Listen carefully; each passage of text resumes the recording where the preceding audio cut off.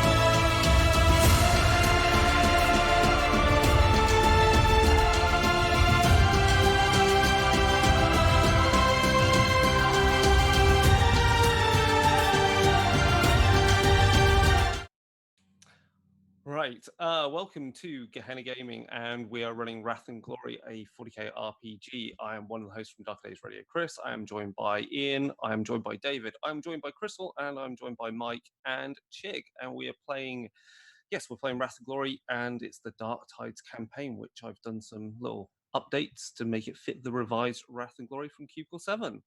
So, if you joined us for session 0, you will know that Ian is playing a Death Cult Assassin. You will know that David is playing a Skitari. That's right. Crystal is playing a Commissar from the Vostroyan Regiment, I believe. That's right. David nods in acknowledgement of that. Yep. Mike is playing a Muty Scum, Beastman. And Chig is playing a Sister of Battle of the Adeptus Sororitas. So, without further ado, we will get started. So, to give some context then, you are currently within the Gilead system that lies on the border of Segmentum Solar and Segmentum Obscurus. You are far, far from ancient terror, and recently you are part of a fleet of Lord Jehiel Veronius, and you have, within his fleet, you have passed through the Great Rift, the Secretix Maledictum, into the Dark Imperium, the part of the Imperium cut off from the God Emperor and his holy light from the Astronomicum. And you are here to bring back law and order and to bring planets back under true imperial rule and bring back hope where there is darkness. I think we lost him again. Sorry, folks. It has nothing to do with this. It's got nothing to do with the Omnissiah at all. Heresy. Heresy, I tell you. So, just a quick heads up for everyone who is tuned in. We appreciate it. We will get this technical issue resolved, but in the meantime, make sure you turn. I hope you all enjoy this game. We are really looking forward to getting started when we can. The upcoming Gehenna Gaming schedule, we launched our 3rd episode of our podcast this morning, so make sure you go check that out. It's an overview of Call of Cthulhu. That will come out every Saturday. Mike just got cut off. So I apologize for that. I'm not going to adjust it, though, because when Chris comes back, it'll adjust again. Beyond that, we have our Monster Hearts 2 actual play session 1 starting tomorrow. On Tuesday, I will be jumping back into Bloodlines 2 or Bloodlines 1. I keep doing that. People are like, "You have Bloodlines 2?" I'm like, "No, I don't." Oh man. No, it's Bloodlines 1. Wednesday, we'll be back with our Worlds and Crafts world building stream featuring Bran. And Thursday, we will be interviewing Deathwish Coffee, which is going to be interesting. And I'm excited for that. And nothing on Friday. We take Fridays off. And then I think we have a special episode of our podcast launching next Sunday. Might feature Mike. Yeah, you. Wait, me? Wait, we haven't talked about this at all. It's the audio from the PAX East panel. Oh, okay. All right. So I terrify you for a second there. Yeah, you kind of did. I mean, I'm not doing anything next Sunday or pretty much anything at all, so I can come on whenever you want. But yeah, that was a great panel that we had at PAX East with Gehenna Gaming, obviously, Darker Days Radio, and also our good friends over at the Botch Pit as well. So a lot of Boston-based gamers talking about horror, talking about pacing, talking about atmosphere, and a lot of good points were made. So yeah, definitely a really exciting thing to be sharing with everyone. A lot of good jokes made at Mark's expense because he's sick and good. Yeah. Yep. Rip Mark. Rip Mark.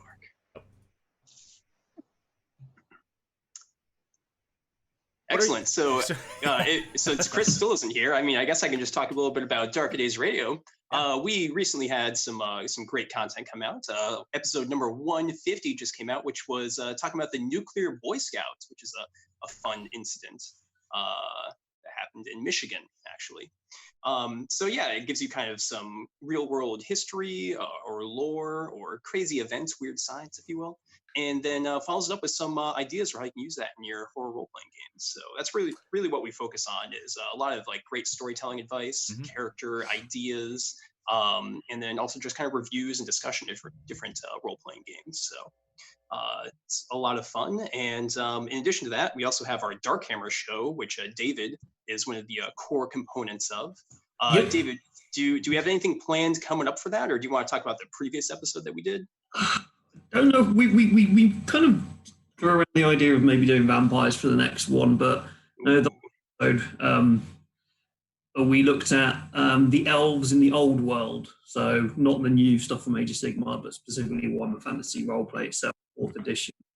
We delved into a little bit of their history and then kind of looked at how you can use the different types of elves within Warhammer Fantasy, and we decided that we need more information about it because 4 editions and no book from it. But yeah, no. So it was really interesting to actually delve into the different societies of the elves within Warhammer and how they can actually become a playable race with the little we know about their society, the personal level rather than on the war setting of the actual tabletop game. Mm-hmm. Yeah, definitely. And of course, there's been some great Warhammer 40,000 contents that came out for Darkhammer. Some great stuff about Necromunda, of course, and then also just about like Law and Order in the Imperium. So yeah, the Law and Order in the Imperium one, that was really fun to actually kind of delve into how some of the things we might come across in this game itself might actually can be used. So the different levels of basically being executed on the spot work if we're with the wrong people. So fantastic. All right, so Chris, welcome back. Sorry, yes, I have no idea what's wrong with my internet up here. We'll just keep talking about cool Gehenna Gaming and Darker Days Radio content every time you so drop where did I get up to in explaining something? So you're on where did I get to? Who wants to just fill me in where it cut me off? I think you just said Gilead and then it disappeared. Right. So yes, you're you arrived in the Gilead system, and you are part of Lord Veronius's fleet, and you are on board a ship that is captained by his young cousin Severina Veronius, and you are en route to the world of Charybdis, which has to be kind of audited slightly because they are required to tithe to the Imperium foodstuffs and resources, in particular vast quantities of algae that is used and processed to create protein for the Imperial armies and other worlds. Now, the reason in particular why there are issues there is, from what you understand, there is some political turmoil on this world, something to do with the upper echelons of power of the ruling noble houses on that world. So yes, you're en route to this planet. You're in the warp, this other space, this realm of psychic energy and where demons exist.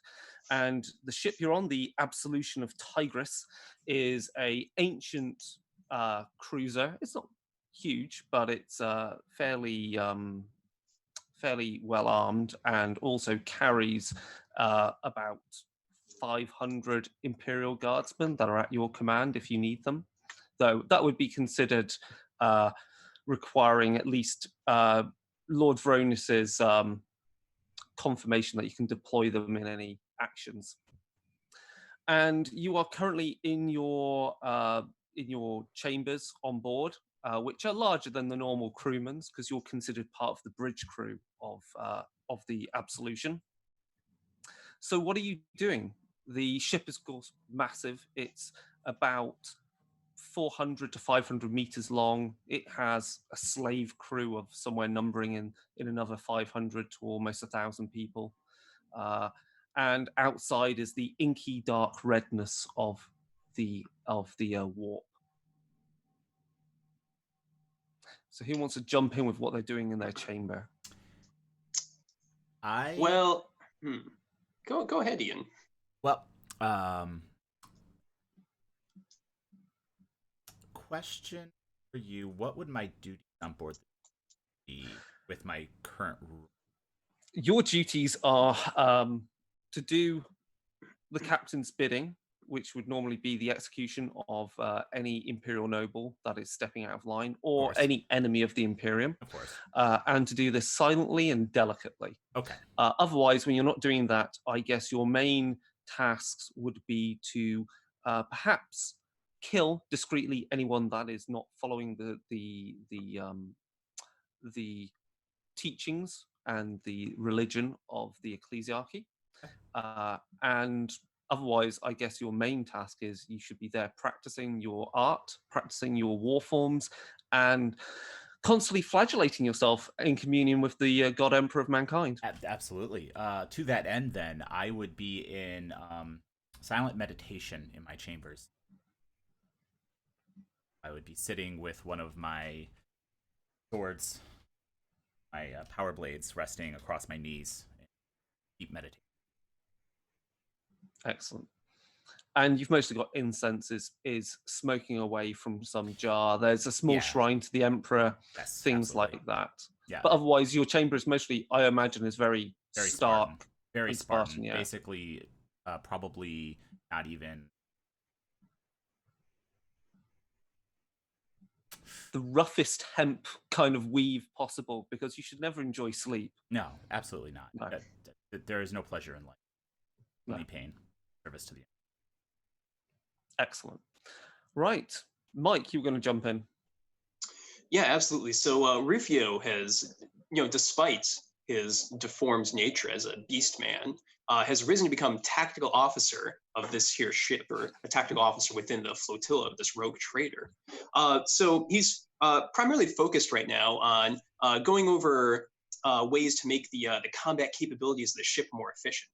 Now, if you're familiar with things like Star Trek or something like that, usually the tactical officer would be trying to program something or come up with things. But instead, Rufio is trying to think of ways to motivate the hundreds of individuals that man the cannons and different batteries and lances of this ship, probably through brute force. Just thinking up different ways with which he could do that and convince people to work harder in combat. Excellent. Crystal, what is your commissar up to? So this being a very recent appointment for her, and her just going through the ranks and finishing that up, and She is going to be in her quarters, and she is going to be continuing to study her uplifting primer. Excellent. And make sure she is well versed in the ways of hailing the emperor and, you know, destroying heresy. Yep, you've got plenty of soldiers aboard who need to be motivated properly and kept in line. You're likely constantly drilling them in one of the cargo chambers. They are obviously having to go through. You're getting them to parade. You're getting them to do shooting practices, all the various mundane, boring things you'd expect to be making rather fresh recruits to do. And yes, they're part of the Vostroyan. There are a small group of from the Vostroyan Imperial Guardsmen. So they're all dressed in like red jackets, long red jackets, and they have fur-trimmed hats. And you, while you look like a typical commissar, you also have fur trim on your jacket and coat. Such as the world that you come from is quite cold. Then let's go to Chig. What's Sister Mariana up to? Sister Mariana is preaching to the poor indigent slaves, you know, trying to keep them in line, letting them know that while their station in this life is very low, their sacrifice is appreciated by the Imperium and, of course, by the Emperor himself. And truly, nothing we can do in life could possibly be greater than sacrificing for our Emperor.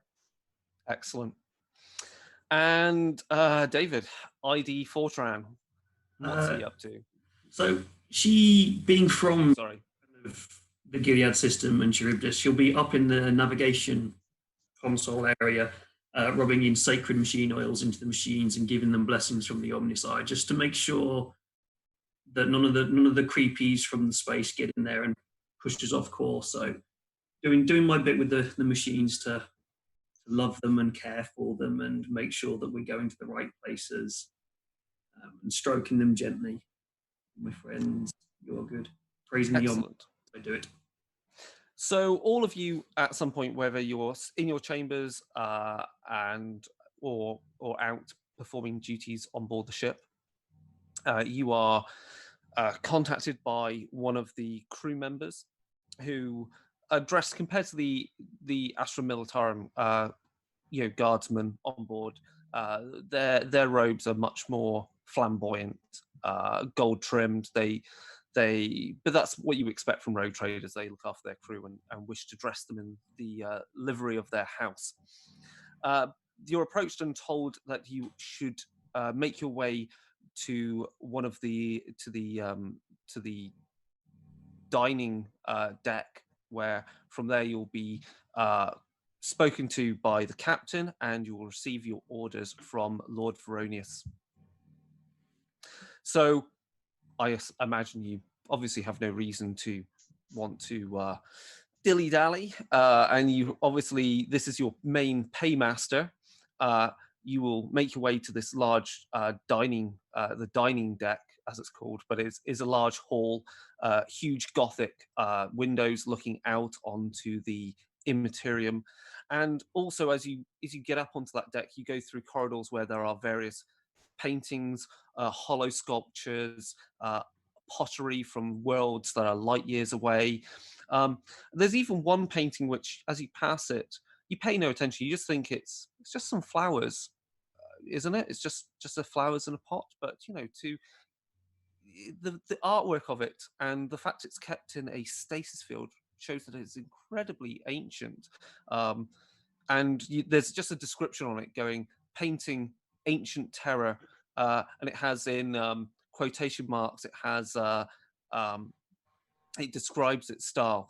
And if you were a human from our world, from our time, you would realize, isn't that a Van Gogh just hanging there? How did it get there? But of course, you don't know these things. Van Gogh has been dead for almost 40,000 years. But that gives you an idea. There is numerous art from numerous worlds just littered around. There's even giant skins of one-eyed feral creatures that make up the carpet as you walk along.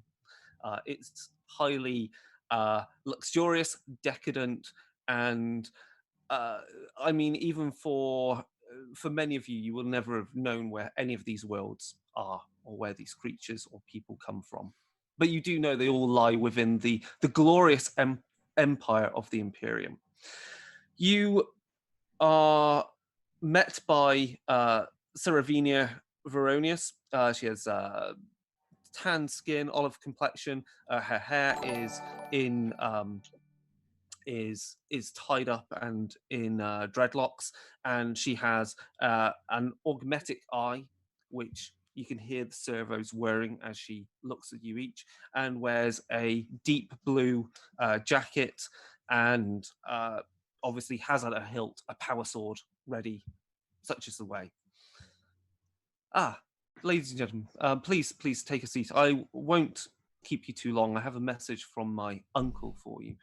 If you take a seat at the head of the table, and she snaps her fingers, and some servitors, these people that have been cybernetically augmented, they were slaves, they were prisoners who are now useful machines on board, bring forward a hollow desk, and she thumbs the control stud on it, and before you appears Lord Veronius in all his holographic image that's slightly flickering.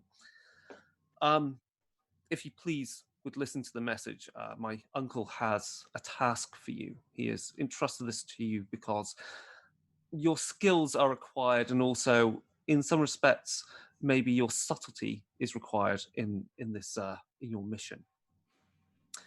The holo recording begins. Veronius again is tall and proud, wearing his armored, his cuirass under his jacket, resplendent with various medals and emblems that represent various campaigns or worlds that he's brought back under imperial rule. Charybdion is an ocean world of significant value to the Gilead system. The planetary governor, Ganthet Veneratio, has gone missing, and we have reason to believe he is dead. As such, this planet needs a new governor. I'm going to ensure that the succession proceeds quickly. Charybdion's production of food is important to the Gilead sector, and so it must not fall into anarchy. One of the largest problems involves the nobles of the capital hive, Iden. These upper elite relish in taking insult at any opportunity, and there has been a series of murders. These have been between their individuals, between their nobles and the elite. Eventually, one of these deaths will give an excuse for rivals to have open conflict between themselves and allow planetary industry to fall into ruin. I want this murderer found, and I want things brought to a resolution quickly and swiftly, and for any retributive action to be taken against them. Is that understood? Obviously, he's not expecting a response. This is just a hollow recording. At the same time, verify the governor's death if you can. Veneratio's disappearance was far too convenient for my taste. I'll not have these trivialities distract from the greater threats to the Gilead system. Your first step then is to contact Prefect Aurelius and the current highest ranking.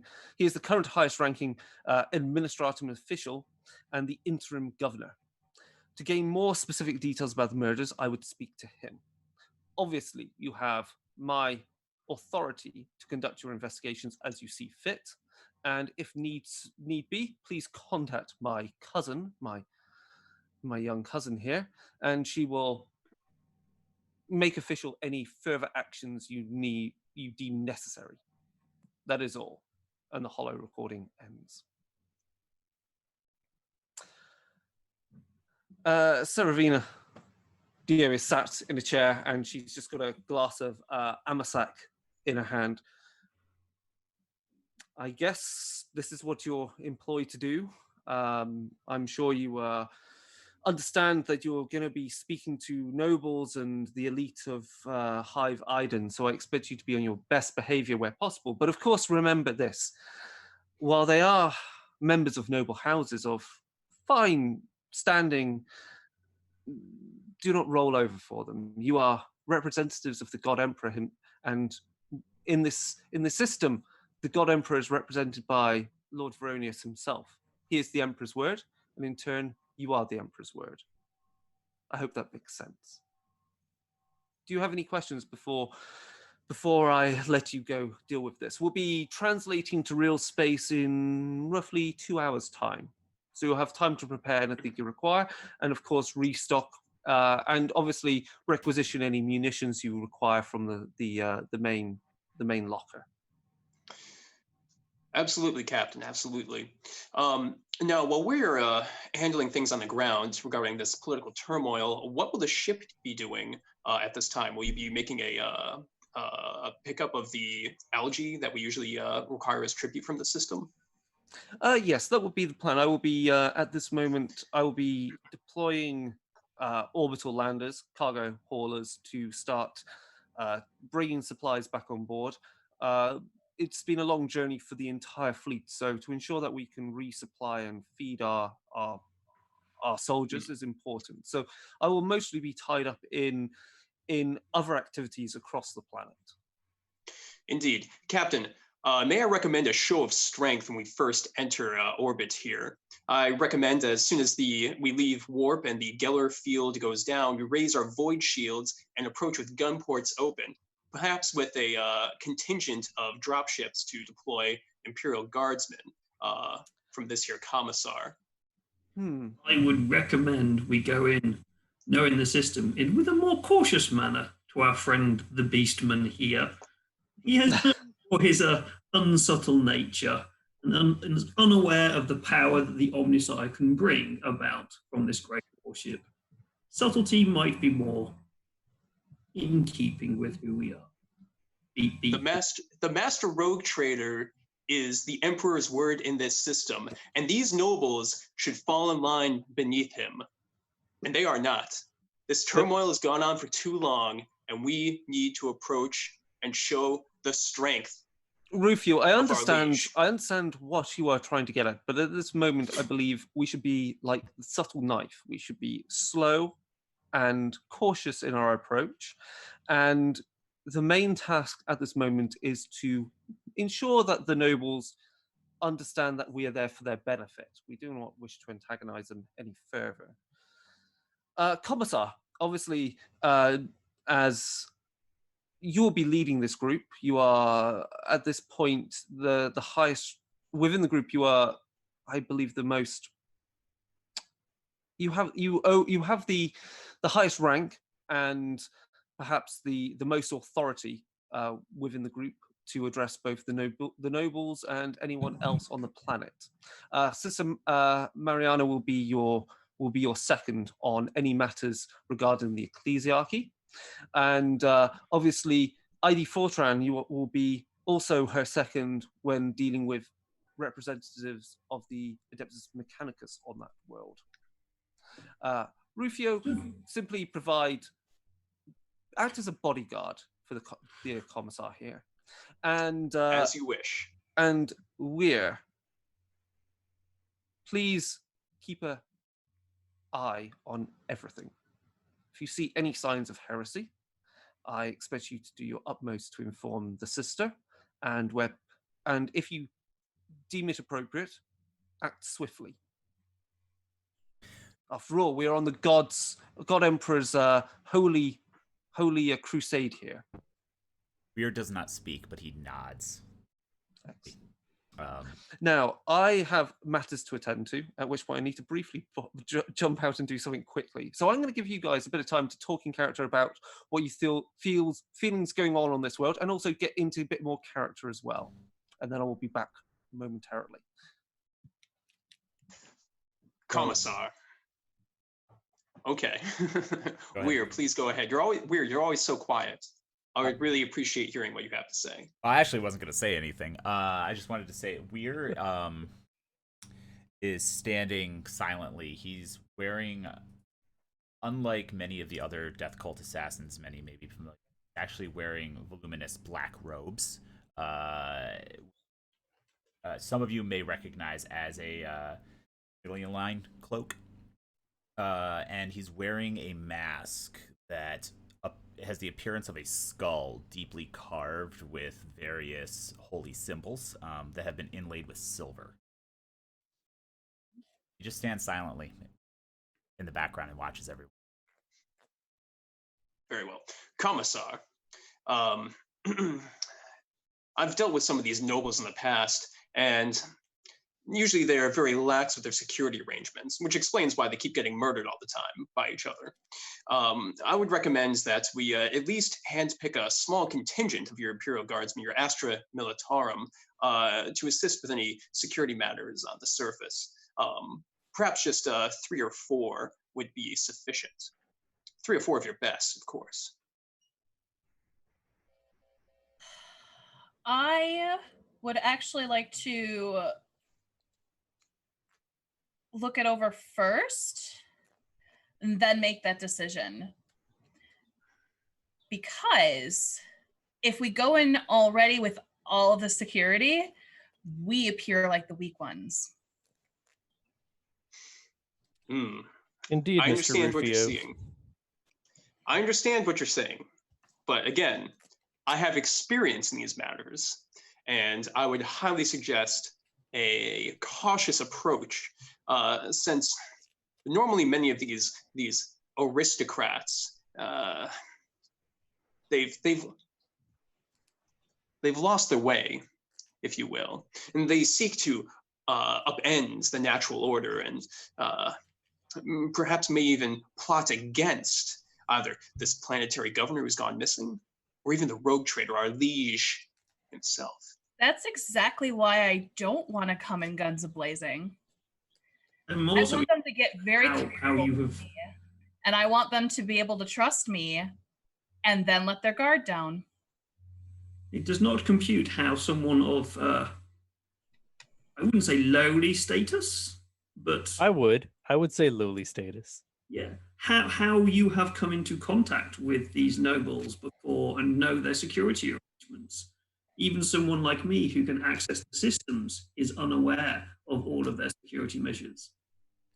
I am intrigued as to how you... Fortran. I've been doing this job. Are you a human? I think I'm more human than you. I've been working with these rogue traders for almost 40 years at this point. I've come into contact with many such nobles. And you would know better than to question my authority. At least you become the example. Jesus Christ. Here we go again with the commissars. Very So, well, Captain Commissar Severian Danica. walks back in. Is there a matter here that I should be dealing with? No, we're just discussing our plans. The orbital lander has been prepared for you. You have a Corvus Black Star at the ready in Cargo Bay 1. It has a full complement of missiles loaded on board as well if you require to use full force. I would like between 3 to 4 guards at the ready. Not going down with us, but we'll be able to deploy as soon as we need it. They will be ready on board the Corvus Black Star as a backup if required. Wonderful. We will go down and assess security situation immediately. Before I was just going to say, is there a way that I might get access to their security from the ship? No. So I can maybe try and hack into them? No. No, The ship doesn't have Wi-Fi, I'm sorry. not in the warp. Nope. Not in the 41st millennium. They've gone past that. They've gone back to using Fortran. So ID Fortran, as soon as we land, I want you to go and assess security systems down there. I can certainly manage that. Commissar, request to also take a look at the security situation. You can go with ID Fortran. Roger. Beep, Put him boop. in his place. Right, if you are happy with what you are doing and you are now comfortable with each of your characters and everyone is now a little bit more informed on the mentality of each of your characters, we can move forward a little. So the absolution translates into real space, puncturing a hole out of the warp into orbit around Charybdion. It's literally, the ship is literally ripping apart reality. Energy is spewing forth into real space, and as this happens, you're on the main bridge watching this occur, and the inky red blackness of the warp is torn apart, revealing the blackness of real space, the star field, the planet before you. There's also kind of a sick feeling in your guts, kind of almost like being microwaved a bit on your skin as you feel as the energy of the warp engines generating this gateway into real space kind of washes over the ship. And as you pass into real space, everything kind of lurches a little bit, and then everything feels kind of normal again. Obviously, once you're back within real space, the hole to the warp closes up with a flash of light, and then all the red warning lights in the ship go off. They're fine, and there's a chiming sound like a bell that initiates the fact that they can lower the Geller field finally, the very thing that keeps entities of the warp outside of the ship. And before you, yes, is the Dark Pearl, the world of Charybdion. And that is where you are heading. You head down to the cargo bay, and there is your Corvus Blackstar, this ship which has got two wings. It's got some cargo carrying space. Well, it's not cargo carrying space. It is a orbital drop ship that's primarily used by Inquisitional forces. But there are variants, which is the one you've got. The variant basically means it has less guns on it. It does have on its nose twin-link las cannons, just in case. And it does have a complement of some missiles on the wings. And you've got your guardsmen there who are ready, again, as I say, in those long red coats and tall furry hats. Their las guns at the ready, and they salute the commissar as you approach. Everyone else, I guess you're already kitted up. Sister Mariana mostly now wearing her power armor,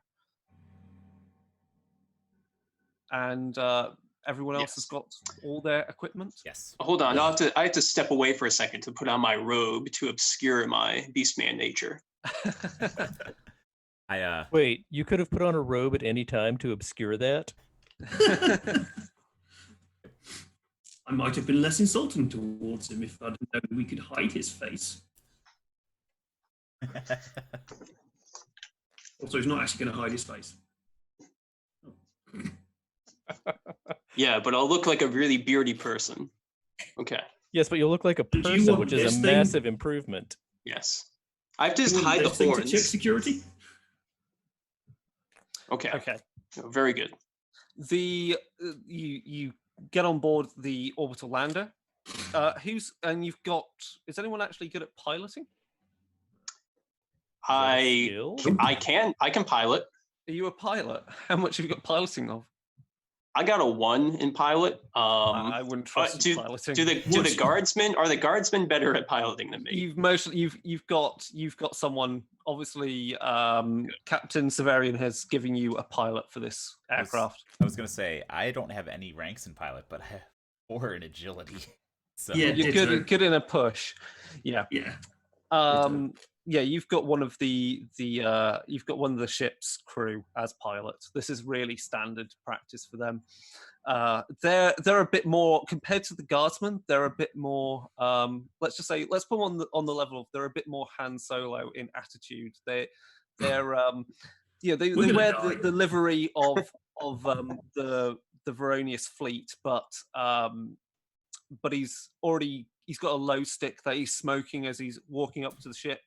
And he just sees the guardsman and goes, "At ease, boys," and just starts proceeding into the ship and start firing up the engines and bring all the systems online. He's in the front cockpit, and he's just kind of sat in the chair and swivels it round to look back down into the crew, into the main seating area where you'll be sitting down and getting comfortable. So we're heading down to the Iden hive. Anything you want to tell me? I don't need to know. I'm just interested. Anyone in particular we're seeing? Anything I should do? Anything I should shoot? Just in case. Obviously, Commissar, I'm at your beck and call on this. Just take us down and wait at the ship for us. Sure. Cool. Right, well, is everyone buckled in? I take my seat. I will take my seat as well. I will sit next to Sister Mariana because I need to have a brief conversation with her. Sister Mariana does not appreciate the company, but she will accept it as her fate. That's what we need to talk about, Load as to bear. usual. I sit opposite Rufio, staring at him. Your pilot Cold, dead swivels robot eyes just boring into him. Your pilot swivels his seat back into position, and yes, he, all the warning lights come on for everyone to make sure they're locked in place. And with that, you watch everyone in the cargo bay, get behind bulkhead doors, and then the whole side of the ship opens up, and there's a slight rumbling as these huge doors open up. The engines come to life. Your stomach lurches a bit as it kind of lifts up and starts negating the anti-grav field within the ship itself, and then it just launches forward into the nothingness, the void. There's communications chatter as the pilot is communicating with planetary defense teams on Iden, and the ship slowly moves in towards Charybdion. And it's clear from where you are, this planet is an ocean planet. There are there's some islands pinpricking the surface, and upon those, every last bit of Earth is used up by giant hives. There's also, a lot of cloud cover as well. The planet has a very active atmosphere, such that it is an ocean world. And as you make your way towards the planet, you start getting buffeted by the atmosphere. Things kind of heat up outside. You can see flames lapping up the side of the ship, and then it all stabilizes. With that, the warning lights go off, and you're free to get up and move around. The pilot flicks a switch, and it seems he's gone into some sort of autopilot as he's awaiting further instructions on where to land. And he swivels the seat back round to chat to you. That wasn't too bad, was it? I've been told we're going to land at Gamma 65 on Hive Iden on one of the upper levels. That should allow you to meet with the interim governor quite rapidly. If we landed on one of the lower hives, we'd have to go through tons of security. I suggest if you've got your Imperial Rosette or whatever documentation from Veronius, you should have that ready for you, because I don't know what security is like here, but always when I get into a bit of trouble on these places, it's always good to show your allegiance to your lord or governor. Did we get that? You have that automatically. Okay. Of course we do.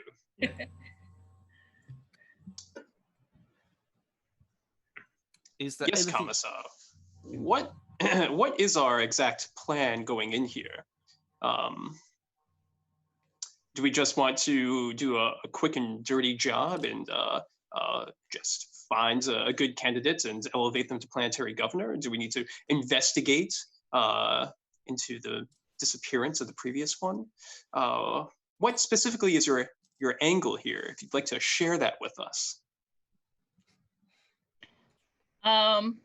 Is there a way to close the door for the pilot?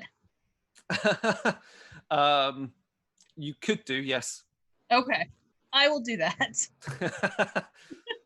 Mr. Rufio, are you suggesting that we do not do the best of our abilities as we were instructed to determine whether or not the previous governor is in fact dead?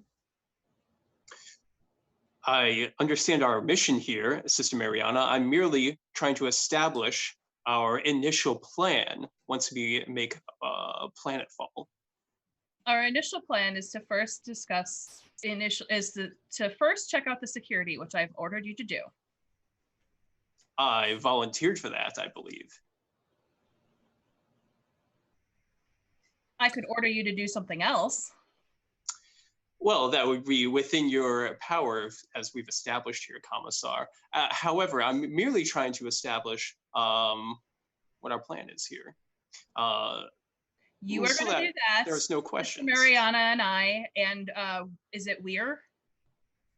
And Weir are going to go speak with Prefect Aurelius. Prefect Aurelius, and get their take on what's going on, or their interpretation. And then we will go from there. There is a chime from the Vox speaker from your pilot. We're about 10 minutes away from landing. I would get yourselves ready. It might be a bit bumpy. I've been told local weather is hostile, to put it lightly. With that, the shuttle, you watch out of the viewports as the shuttle approaches High Horizon, this huge spire. It's about 1.5 miles tall on an island, which is, I would say, imagine you've got an island the size of New York City, and that entire space is taken up by this self-enclosed arcology. So it's these tall spires over centuries, over millennia, have fused together as they've been built one on top of the other. And it clings to the rocky outcrops that make up the island, and it's assaulted on all sides by these aggressive waves that are constantly tearing away at the sides, rusting it. And of course, you can see around on the ocean surface, there are various ships and skimmers which are doing their jobs of whether they're harvesting or bringing back harvests of algae or other strange flora and fauna that make up the dangerous ocean sea life of this world. The shuttle lands on the pad, and the pad overlooks, so you can look down for about 1 mile off the edge of this pad, and you can see this. It's almost like a never-ending cliff face that all descends straight down to the ocean. And as you get out of the shuttle, you are met by a squad of Hive enforcers. They are armed with shotguns, and they've got fully encasing carapace armor, and their armor is colored yellow, but it's also a little bit rusting in places due to the salty air that makes up the atmosphere. The one who's leading them comes forward as you descend out of the lander and refers to you. Please identify yourselves. We understand you're here from Lord Veronius's fleet. Please give me any indications of your rank and position and signs of authority.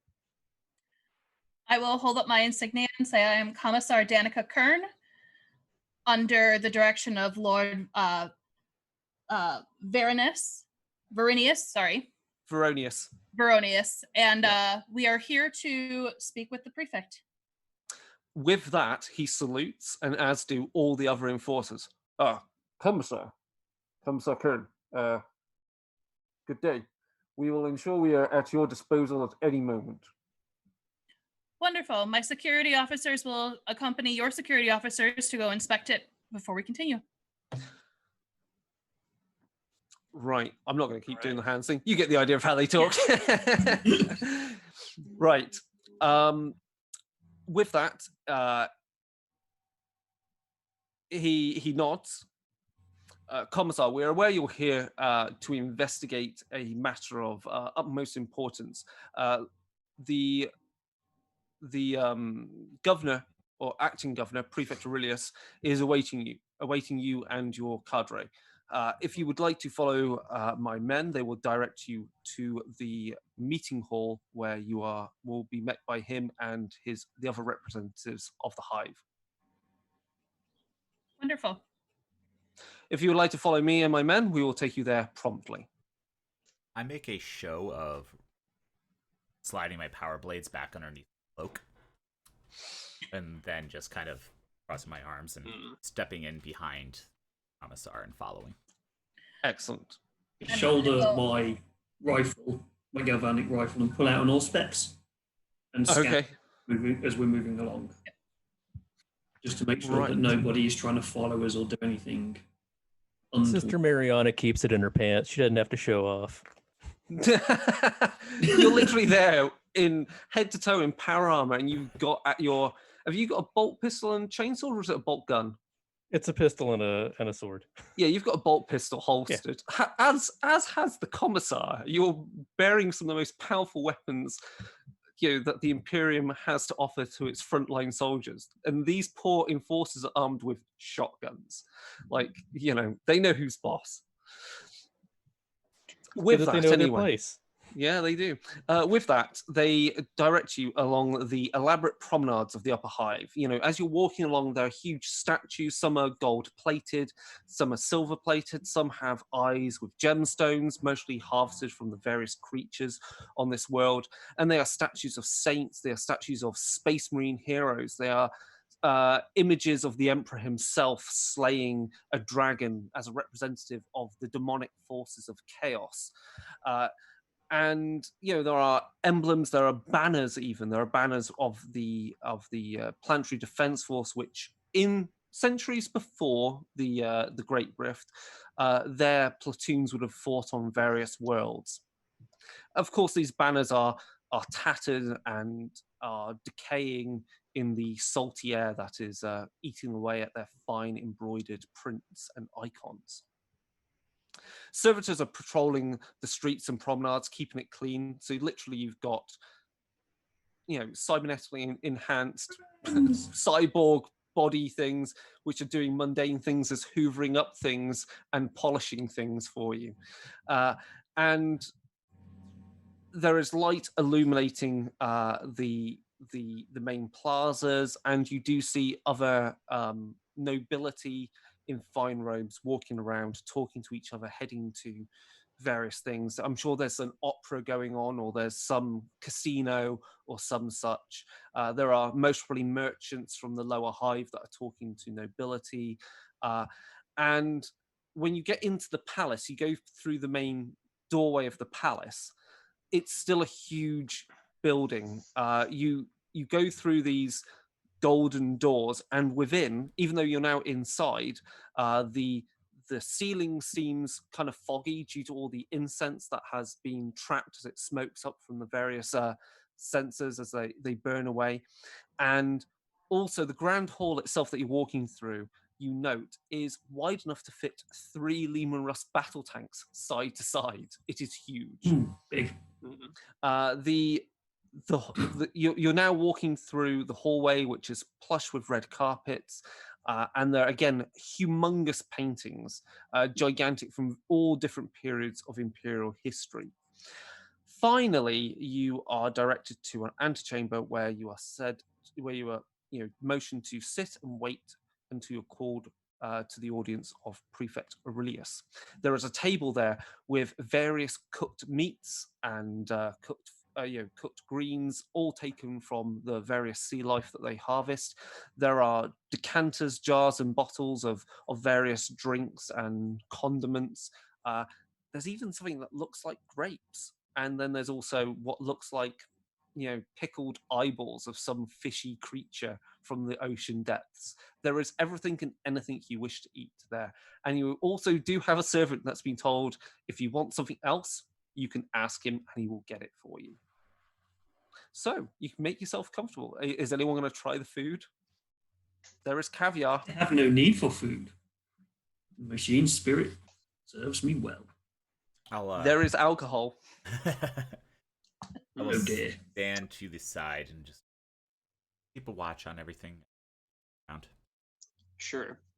Rufio will grab a couple of these pickled eyeballs and then also start just checking out the security arrangements, walking around, looking at who's here, who has weapons, who doesn't have weapons, where are certain vectors of ambush that could occur.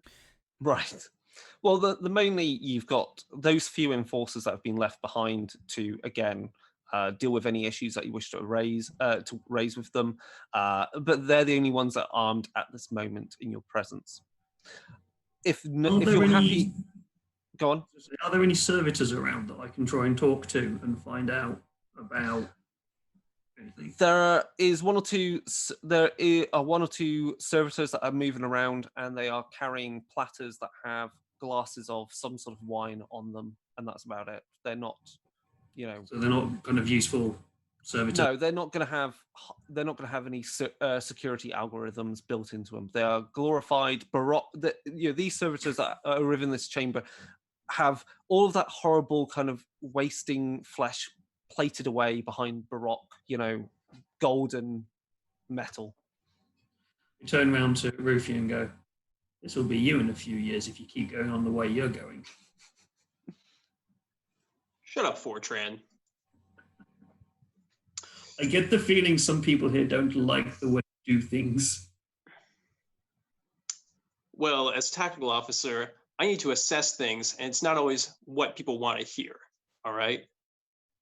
And frankly, this area seems pretty secure, so all I'll say is, it should be okay. Flesh is weak. A servant walks in, walk off, and he's dressed head to toe in, green robes. He has a kind of, he's very humble and meek as he walks up to you. Prefect Aurelius will meet with you now if you follow me in this way. Please bring with you any refreshments you wish to bring with you. I would suggest that glass there is a very fine vintage from this world. I will Thank you. grab a glass of wine and Thank you for offering, sir, but I don't drink while on duty. But you're taking a glass of wine, Commissar, aren't you? I am, but I am not going to drink it right now. Right. Okay. Sister Mariana will walk out with a plate piled high with food because she likes the food. It's delicious. Excellent. You head into... everyone going, tut. Where you should try this. This is super good. Flesh is weak. You need this sustenance. Become machine. Flesh is weak. You head into the main audience chamber of the governor. And the governor's throne, of course, stands empty, and stood at its side is Prefect Aurelius, who is dressed head to toe in a red cassock. He has at his front this machine which is constantly printing out reports, because he is fed constantly reports from all the different hives of production, of commerce, of finance, so that he has a full understanding of the situation of the planet and how each hive is operating its industry. He has all of this machinery is also socketed into his brain. So his own brain has been cybernetically enhanced, so he can properly and quickly and efficiently assess all of this information that is being fed to him. Right. He's also, as he's doing that, as he's almost listening to a voice you can't hear, he is casually eating some grapes from a bowl. And grapes you do not see very often on many worlds. They're so good. Yeah. You are Lord Veronius's investigators, I believe. Would anyone care for a grape? They are delicious. We have this tree that grows them that we've had for many centuries in the governor's household, and it produces these fine grapes. Some years we do keep enough to make just a few bottles of wine. Would anyone care for one? No? Sister Mariana will absolutely take some grapes. I am Prefect Aurelius. I'm sure you are already aware of that. You have likely been informed by Veronius of who I am.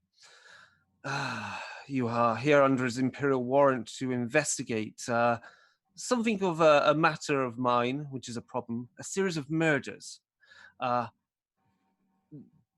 After all, this is a difficult time in the Imperium, and we must deal with these matters quickly and so that they do not bring industry to a standstill. If you are not aware, we have such variety of sea life on this world that we can create vast quantities of foodstuffs for the armies of the God Emperor. Praised be his name. Indeed, indeed. Now, the reason why Lord Veronius has brought you in on this is that I would normally have my enforcers, who have met, there are numerous of them, deal with this matter, though, of course, they are busy at this time. There are numerous riots, you see, in many of the other hives on this world, such as the unrest that has occurred due to other matters. The tithe of foodstuffs that we are having to produce now is in such great quantities, we are having to force workers to work much longer hours. So, unfortunately, I cannot commit the resources to this investigation, but Lord Veronius believes it should be dealt with properly, and that is why you are here. Is that understood? Oh, I understand. I have a question. By all means, Commissar. Why are those that are working for the glory of the Emperor rioting? They are unruly and spoiled. It has been many years since they have had to work longer hours. So make examples of them.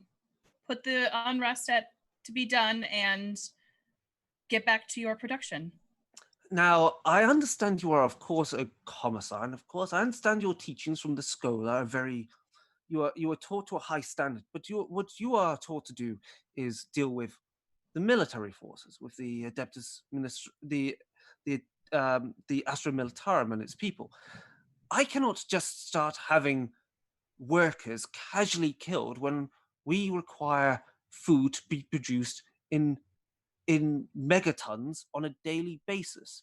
So while I understand your point is to make an example of them, I would rather have my enforcers deal with them with a shock maul and incapacitate them rather than kill them needlessly.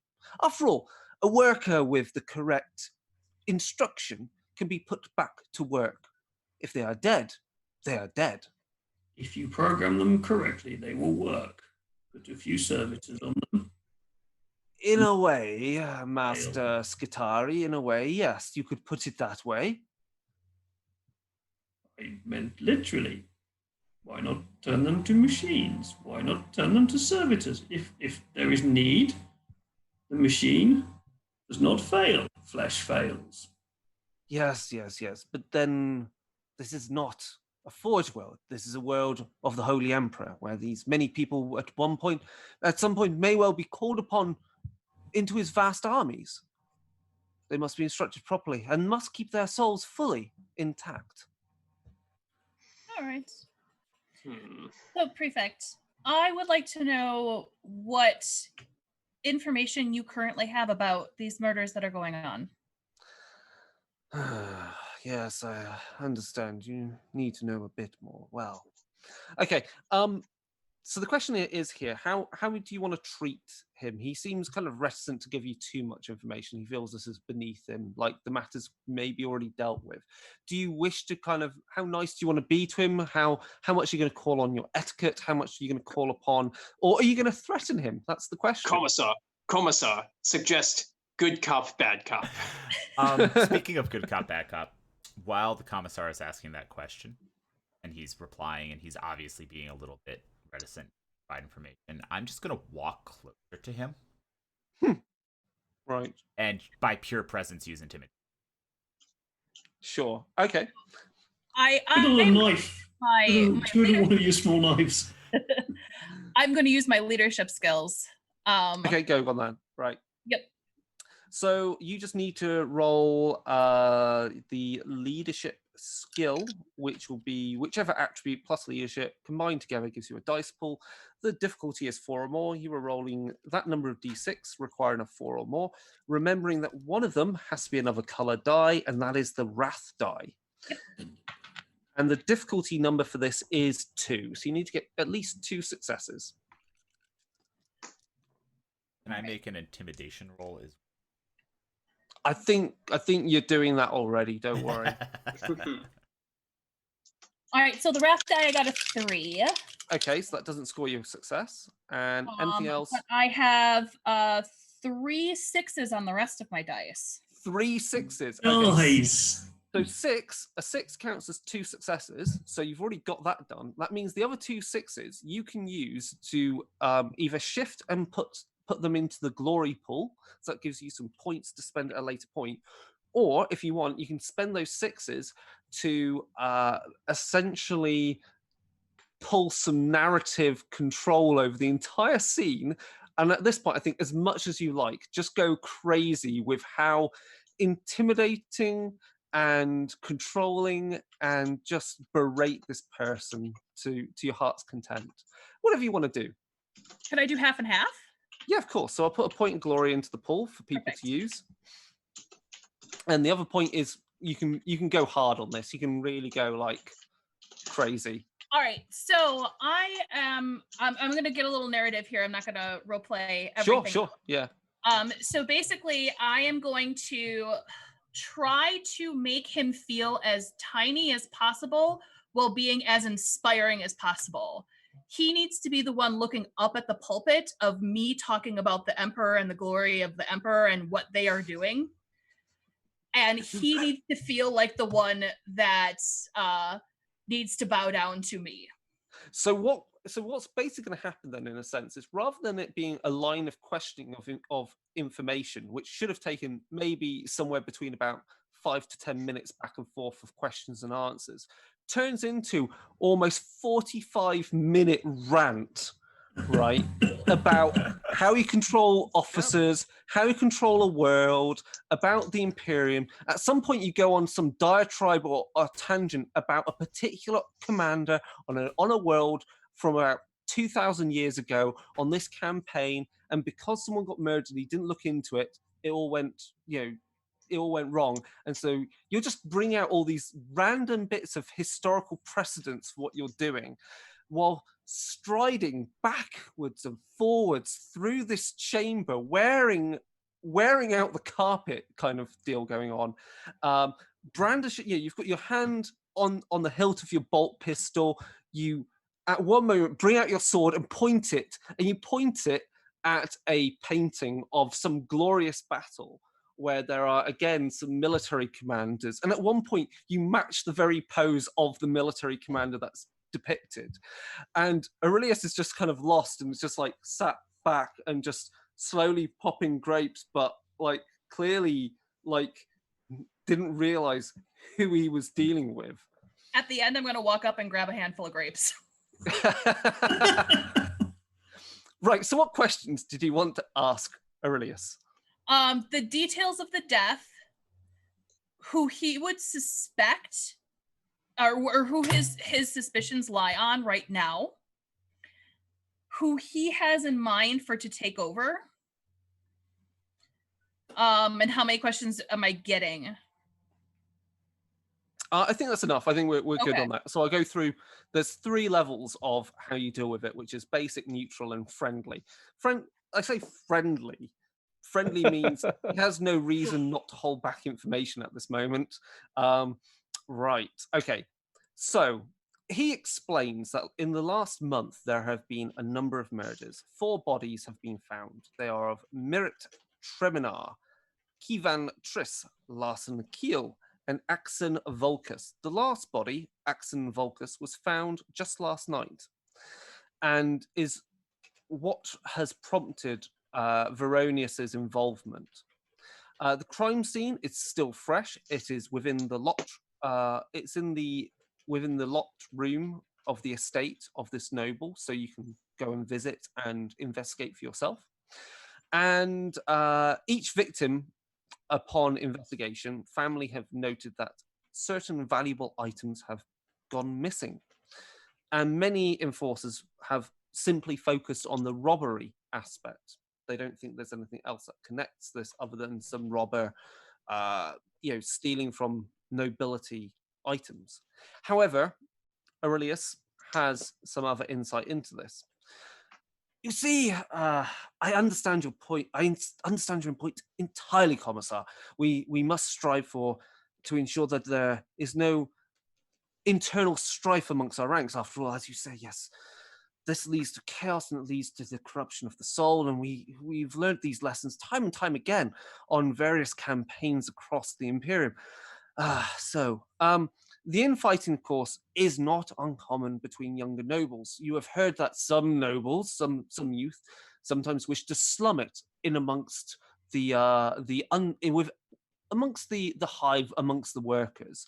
And these rivalries, of course, flare at times and lead to deaths. And, so long as they don't get out of hand, sometimes we just leave it to them.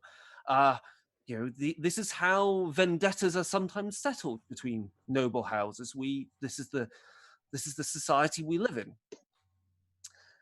But we believe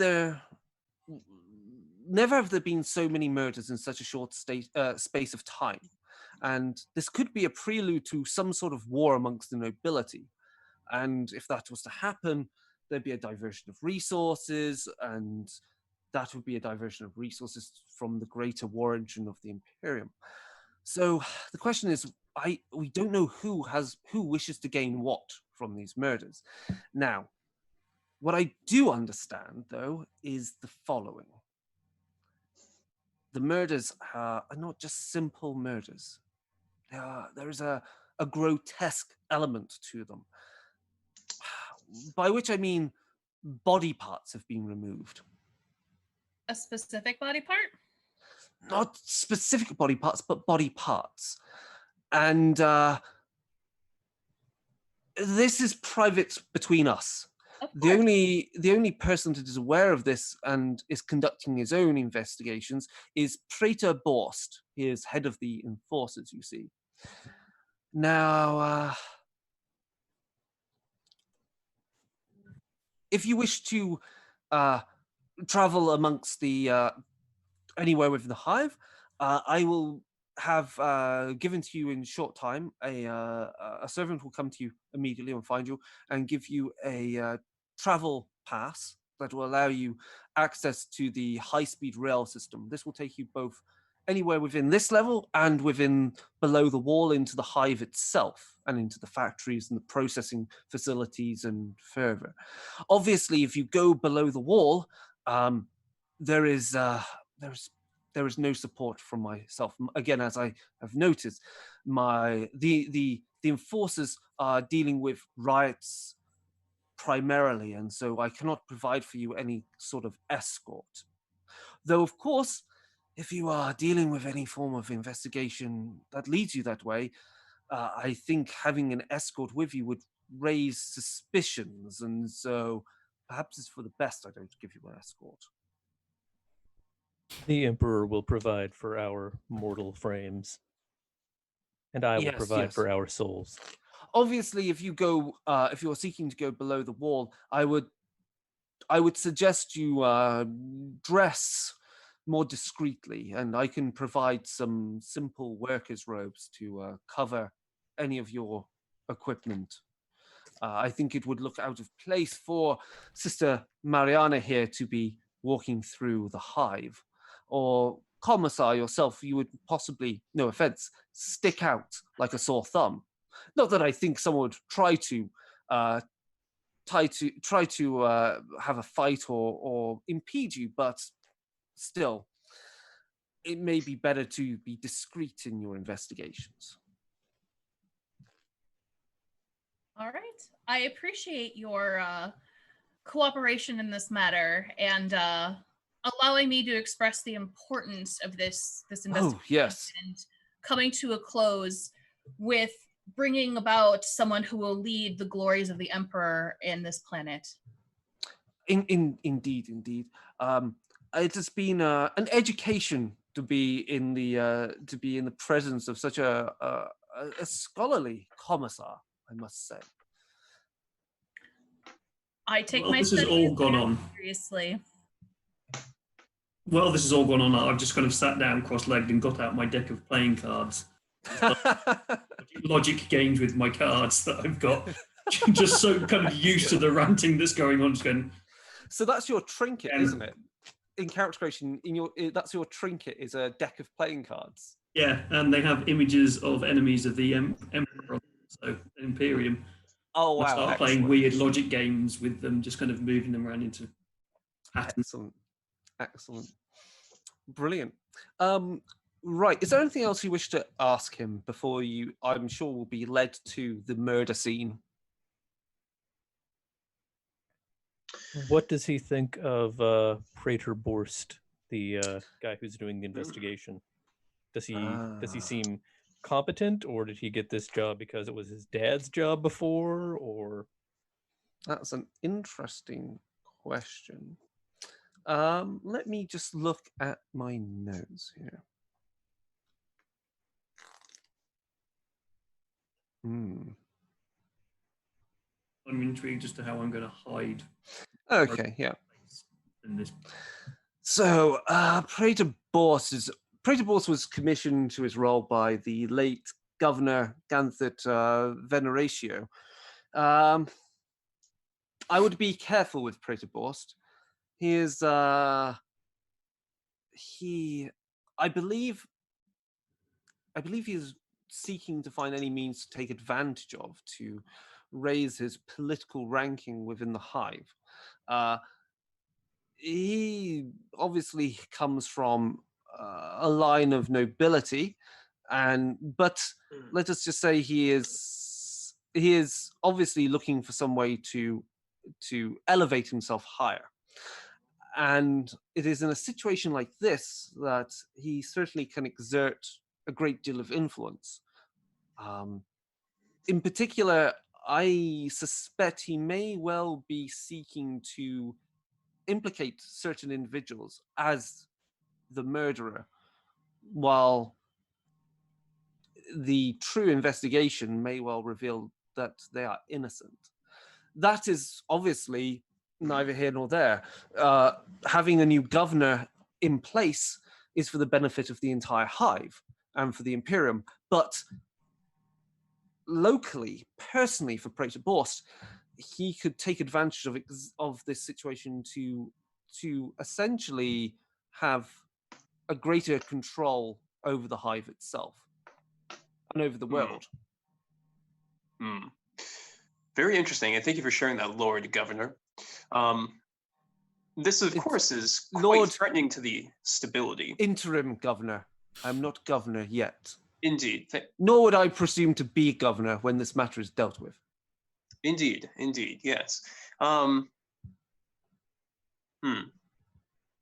As you speak, he looks at you. What world are you from?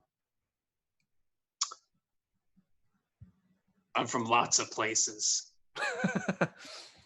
Yes, clearly. I wouldn't get too close. He smells. I probably do.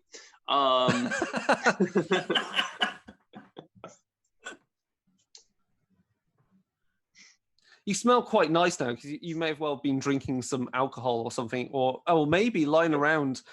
You may have found a small bottle of some perfume and just used it. You know, it's like, there's things like that you could just find and just go, and just use the vaporizer on yourself. Is there anything else you wanted to ask before you proceed with your investigations? Not I. Prefect, with all of the rioting going on amongst the working class, have you heard anything about the dregs of the Underhive, perchance? Anything going on there? Not much. The Underhive is different in different places. There are various rivalries between factories and combines and conclaves, and they call them they have their own terminology, nomenclature in these areas for their gangs and various Indeed. criminal organizations. Though, of course, a certain amount of conflict between groups is acceptable as long as they keep business running. Though there are other interesting hives. If you were to stay here any longer, there is one hive of interest, is what we call inverted. Rather than rising up into the skies, it descends deep into the oceans because this hive is involved in the mining of Promethean. So I'm sure when this matter is resolved, we could possibly see about you having a visit of this hive. I'm sure Lord Veronius would enjoy you being shown the wonderful industry we have there operating. And you'll get to see all the strange creatures that live at the bottom of the ocean. Fine creatures, luminous jellyfish and crustaceans the size of houses. Delicious crustaceans. Yes, they are indeed. Well, thank you for the invitation. We will see what we can do about such an inspection of your hive, but our liege requires us to do many things, and our schedule is quite packed. Yes. Well, I will. You are free to leave and conduct it. Just simply speak to one of the enforcers waiting there, and he will direct you to the crime scene of the most recent victim.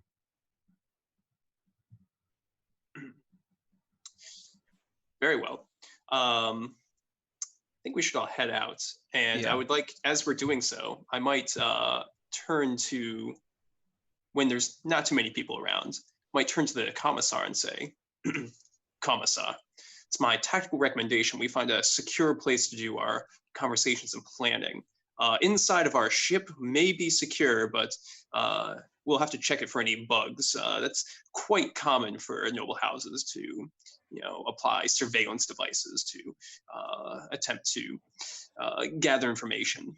They could have done such a thing while we were out, although we did have our spare guards watching things, so we might be okay. I agree with you. I do not think any sort of pertinent discussion should take place on this direct planet. I also would like to keep a close eye on the pilot. Yes, he was asking a few too many questions. He might be weak enough to accept bribery. Indeed. Perhaps we should have Weir monitor that situation. How do you feel about questioning him, Weir? He just nods. He's like, okay. A man of many words. I don't know. Are you sure you want to hear him talk? Let's just having lived on the ship with him for long enough, you have probably seen him without his mask on. He doesn't have a face. That makes it hard. As much of a face as I do. Yeah, but let's keep an eye on the pilot and make sure any discussions are with closed doors and inspecting for bugs. Indeed. Right. So, the apartment for the latest murder victim is, Axon Volus. So that's whose apartment you'll be, led to. Awesome. Is that where you wish to go to? I've got my auspex out again just to make sure that nobody's following. Let's go inspect the apartment first. Okay, good. And would we be able to take a quick break in between transition? Sure, we can do a break for 5-10 minutes here. All right. Sounds good. Perfect. Back in just a few minutes, folks.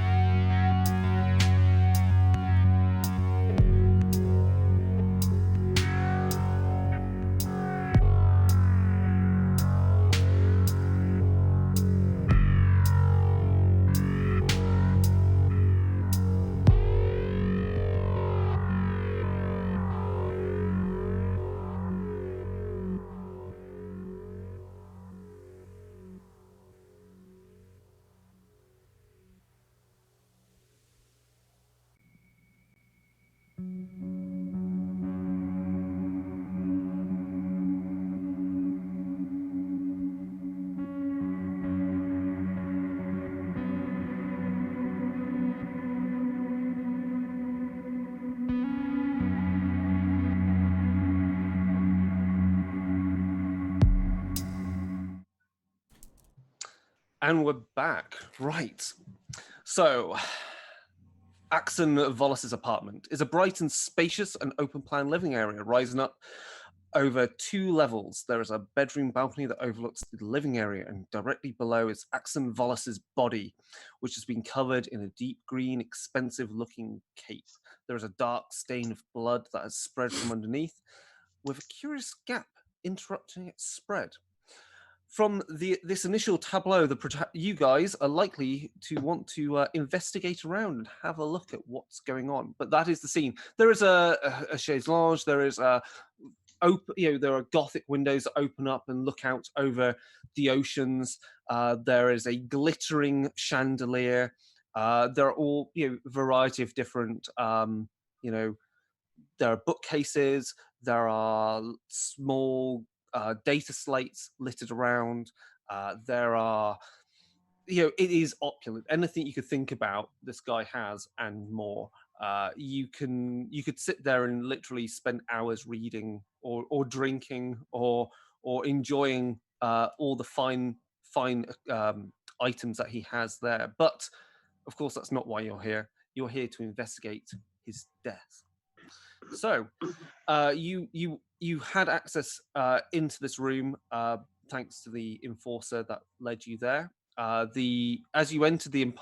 you entered the apartment, there were enforcers stationed outside, though they seem distracted as if they should be elsewhere dealing with the riots. So they feel like they're there dealing with something which is already kind of a cut and dried investigation, as far as they're aware.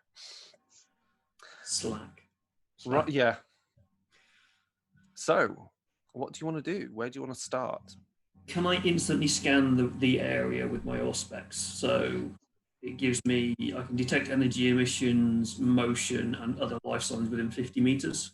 Yep, by all means, you can start using your Auspex. We can turn on the modem. It goes as you start communicating with your Auspex, and it completely interfaces with yourself. Everyone else is just looking at him as he's walking around like a dot matrix, walking about doing stuff. You've mostly got somewhere on you a small printer that's giving out readouts. You've got a small scroll that comes out, and you look at it. You look like no. And you tear off a piece of paper and then scrumple it up as you keep getting readings from your Auspex. So you can do that. You can roll your it'll be an investigation roll with whatever benefit that the Auspex gives you. Is it like it doesn't? It's just an action. It's an action. It's okay. There you go. Yeah. Meanwhile, the rest you can roll that and you can get back to me with results as the others describe what they want to do. So once we enter the apartment, based on what the stand-in governor said, I want to immediately look for anything I might find familiar.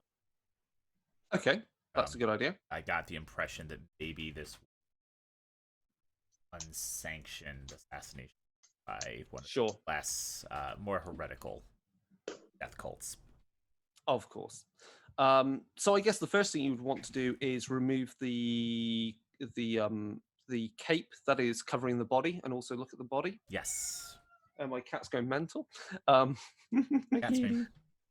So you uncover the body, and immediately apparent is that Vollis's hands have both been removed, and that is what the cause of the pool of blood is.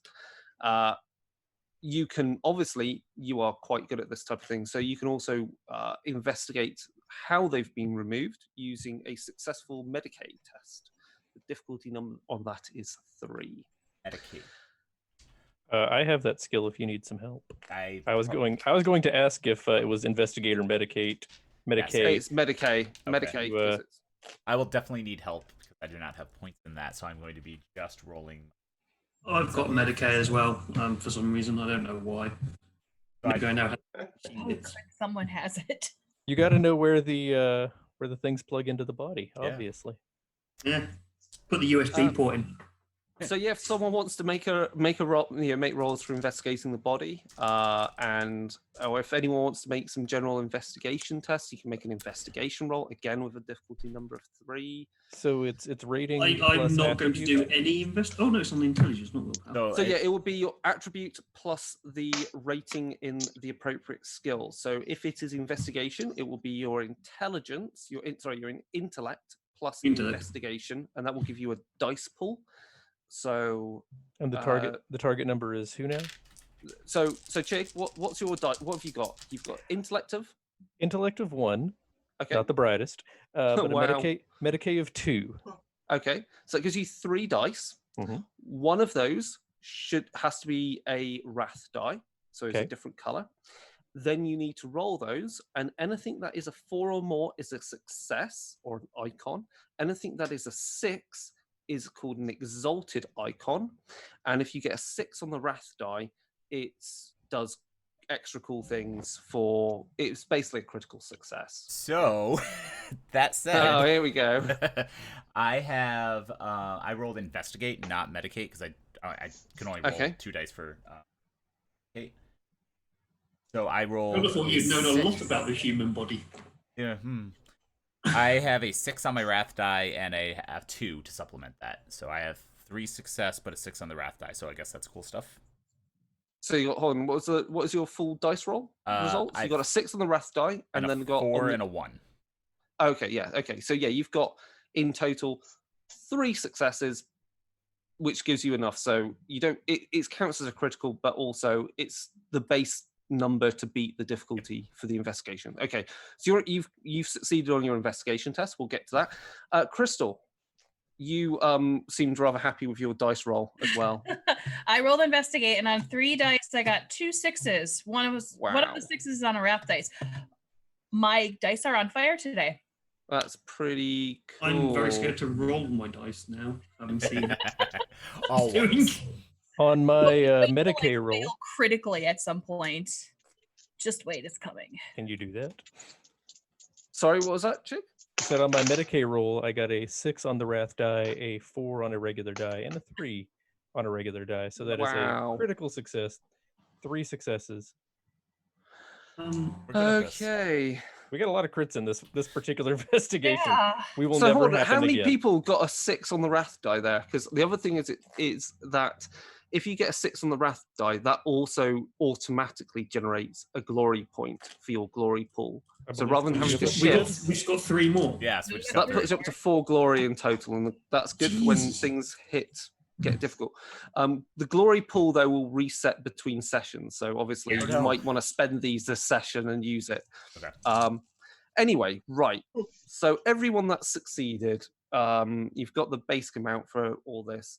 Obviously, if you get a 6 on the wrath die and it's combat and it's for rolling to hit, that causes a critical hit, and that's where shit like amputations occur and stuff like that. So, fun times. Right. So those who were investigating the body with the Medicaid result, you have a look at the body, and it is clear that the hands were not sliced off, but because of the way the bone was crunched, it seems to say they were snipped off. So there's no blood spatter because they were removed possibly after the person was dead. Also, rigor mortis is just beginning to set in, and so you would approximate the person's been dead for approximately 36 hours, and based upon that, died somewhere between 12 and 2 a.m. local time. I guess he didn't have a job to get to yesterday. When they didn't notice him gone. Say that the hands were surgically. The person who did this knows. No, it was more of a kind of a crush snipping. Okay. Yeah. Okay. And mechanically snipped off. Okay. Yeah. I will also take a sample of his. Excellent, of course. And then with the investigation roll, those who succeeded on that, from the blood stain, you can tell that there was something that was round and in shape and was removed because of the way that the blood seeped and pooled and created a clear mark. So it flowed around something that was round in shape, which suggests that it must have been some sort of rug, or because of the fur fibers that were left underneath it. Likely, looking at the quality of the fur fibers, you would guess, and this is purely a presumption of having walked around the private collection on the Absolution. Again, it is a fur from some exotic beast. Yeah. Why they have taken the rug, you have no idea. Can I check data slates? You can go through the data slates, yes. Some of them will be locked, and you will have to make a tech test to break Cool, I into can do tech. I've got 5 tech. I can't investigate for crap. Now, 2. No, 3 because I've got 6. for those who also succeeded on their investigation rolls, you look around the apartment, and it's obvious that from the door's mechanical locking control panel, it was cut into by powerful mechanical clippers. Maybe they were the same clippers that removed the hands. And once inside, the killer was able to manually release the lock and gain entry to the room. The clippers don't seem to be that big, only about the size, you would say, of a hand, or maybe a servitor's claw. That would make sense with the way that they crushed and severed the hands. So that, that seems to make sense. Now, who has gone upstairs to the bedroom? Has anyone decided to go up there? I'd No? be focusing on investigating. Okay. I'll go up. I'll probably have gone up. You'll have to make a separate investigation roll up there. Have you broken into the data slates? I got a 6 and a 5, so 3 successes. Okay, no, you haven't. They're private, confidential material of a noble. They're quite, securely locked with some high-grade encryption. Oh, look! All we need to do is scan his. Oh, we can't scan his thumbprint. Oh. Oh. I need a dear. thumbprint, guys. Thumbprint. Anybody? No. Mike, is Rufio doing anything? Rufio's just been kind of scanning around. I rolled an investigation roll just to kind of like check out the B&E kind of situation, which obviously we found out was the door. But basically just walking the perimeter and kind of seeing what he can find about where this individual that broke in, or individuals, may have come from. Maybe even figure out how many there are. Okay. Did you get successes on your investigation roll as well? I got 3 successes. Yeah. Oh wow. Okay. Okay. I'm just seeing what else I can find. Was there 1 set of footprints or 2, or multiple? Were there any footprints? Okay, I'm just seeing this because there's a lot of information here, and I'm just finding out what. Okay, here we go. This is good. This is relevant. So you do spot something that's slightly different and out of place, just outside and inside the door that was the means of entrance, where the lock was mechanically broken into and released. There are some smudges of a dirty grease, as if someone dragged along the floor like an oily piece of cloth or something. And mixed in with the grease, you notice something spongy and green, slight flecks of it. I'll poke it with a stick. Yeah, it's just oil, but there's like this fine green spongy material.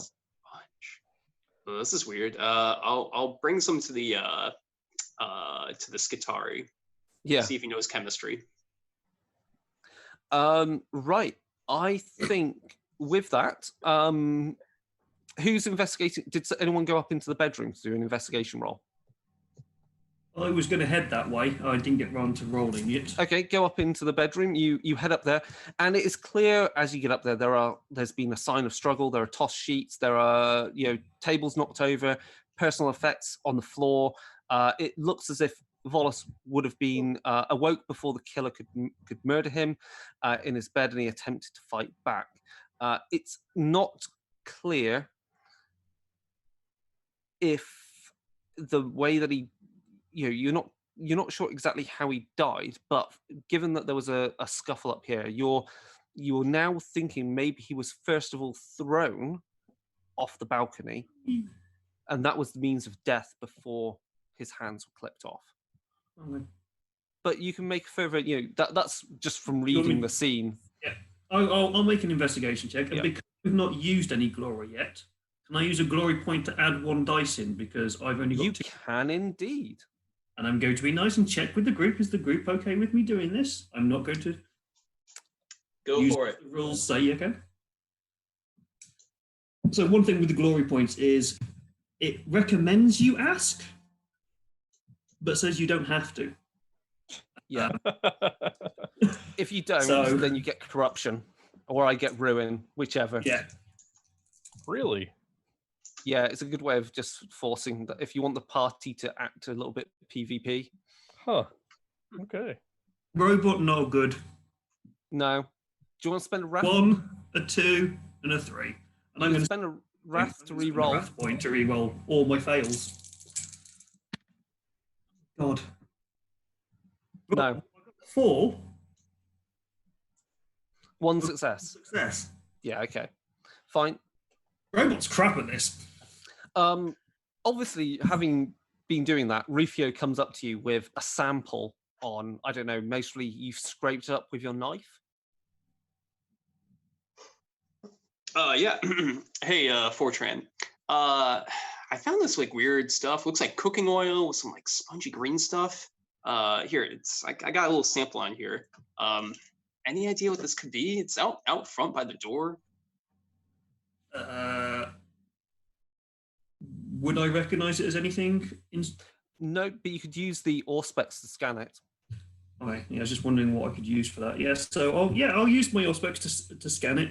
Now, what do you want me to roll for Auspex? Because all it says is a combat action to detect emissions.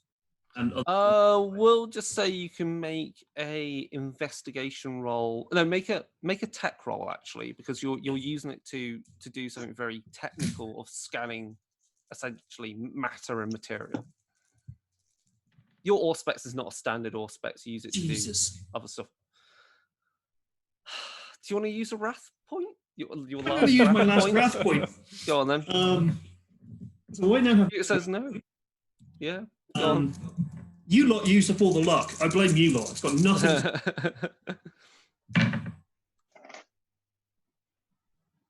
No. Okay. 1. Got Yeah. 1. He knows nothing. Yeah. You the output is oily substance, likely contains polymers. That's real useful. It's green goop. Obviously, the other thing you can do is you can always talk to the enforcers outside who might know any information about the other murders, because they've likely been attached to this full investigation because they're the ones that are looking after this location.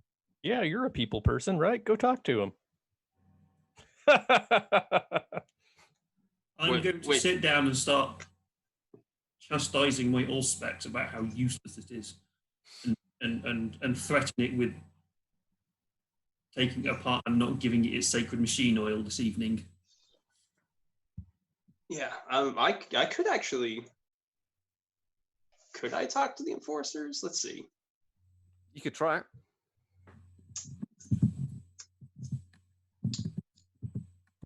I'm gonna have to be a little intimidating, team. All right, so let's go out there. Well, I mean, I'm not gonna make a roll first. So let's come out and be like, excuse me, enforcers. Have any of you been attached to this investigation of other such murders of the local nobles? The patrolman looks at you top to toe, quizzically. We've been assigned to the other cases. We have seen the other murder scenes. That's true. Good. Hey, could you come over here and just take a look? Have you seen this kind of like oily substance here at the door before and any of the other locations. It's very peculiar. It seems like it's oil with a number of polymers in it. There's a lot of oil made on this world. We harvest it from the world fish, so it could be anything, or it could be just standard Promethean, or it could be all manner of lubricants that are produced on this world or anywhere else. So looks like oil to me. But then I'm no chemist. Yeah, neither am I. I know what you're saying. So you've never seen anything like this at any of the other sites? Not that I remember. You may have noticed that Volus had his hand removed. Yeah, we still haven't worked out exactly how they're removing it, but what I do know is the other. You were aware that other limbs were removed from the other victims, right? So Mirit Terminar, he's a lesser noble of House Hastus. Now, he was knifed in his own bed 5 days ago, and he had his legs removed, which is just crazy. I'm only telling you this because, clearly you're in the know on this. Predator Boss has told me to not tell anyone else. Sure. But, that's what was pretty... We thought, someone's stealing organs or they're trying to send a message. Now, Kevin Triss, now he's from a different noble house, and she was stabbed and robbed. Her paramour noted that her this cloak of hers that was passed down from her grandmother was taken. Now she had her feet removed. You see feet and legs. You sort of paint a picture here. Yeah. Now she's a member of House Galleon. And then finally, Larson Creel. Now he was the first. Now we thought it was initially a robbery, but when you started seeing all these body parts being taken, it changes your opinion of things. Now, this is what Predator Boss has told us, is to look out for anyone else who gets arms ripped off or fingers taken. Yeah. What did Larson lose? Now, what did Larson lose? He lost his ears, weirdly. Okay. Yeah, now, we thought ears being taken, but gangs slice ears off each other as kind of sending a message sometimes. Now, tell me about it. Down the Underhive. Now, he died he was leaving a smoking den somewhere below the wall in the hive. And the reason why we noticed what was missing on him, that he had a really ornate, cigarello case taken, made of this of world fish tooth, and so they took his ears, and so Keel is part of the Keel clan, but this is where it gets interesting, and we don't know who. Predator Boss has his opinions of who is to blame, but they are currently beholden to House Hastus. So, and because they control the algae processing factoriums lower in the hive, so I think there's some interplay with that. But that's beyond me. I just know who's killed, who's dead, from which houses, and we noticed that some things were taken. And Predator Boss has his theories, but you've been brought in because 4 deaths is too many. And listen, don't sell yourself short, all right? I mean, you give me a lot of great information right there. I really appreciate it. What I'd like to know. I don't want to get on the bad side of your commissar. I heard. I overheard from between you and me, between the patrolman that brought you here. He told me about how she spoke to Aurelius. Yeah. I was there. She's a bit of a ball breaker, isn't she? That was brutal. Absolutely brutal. But listen, I think it would be really interesting to know, are there any noble houses that haven't been hit yet? They haven't lost a member yet? Oh, for sure. There are plenty of noble houses. So yeah, you never know. Tomorrow there might be another body that turns up. I know. That's the fear. We gotta. I mean, don't tell the press this, but you might have a serial killer on the loose named the Clipper. The Clipper. I mean, yeah, the yeah, Clipper, yeah. Yep. So far, we've been initially when we realized that body parts, we've just started calling him the ear stealer, but the Clipper's kind of much cooler. I think it'll stick. You're a pretty cool fella. Hey, he's watching over you. You wouldn't have a talk stick on you. I'm due for a break. You see. Nah. I stopped doing that stuff years ago. If you need anything else from us, just holler for us. I'd rather talk to you than that commissar there. Yeah. Hey. I hear they're pretty itchy on the trigger on those bolt pistols.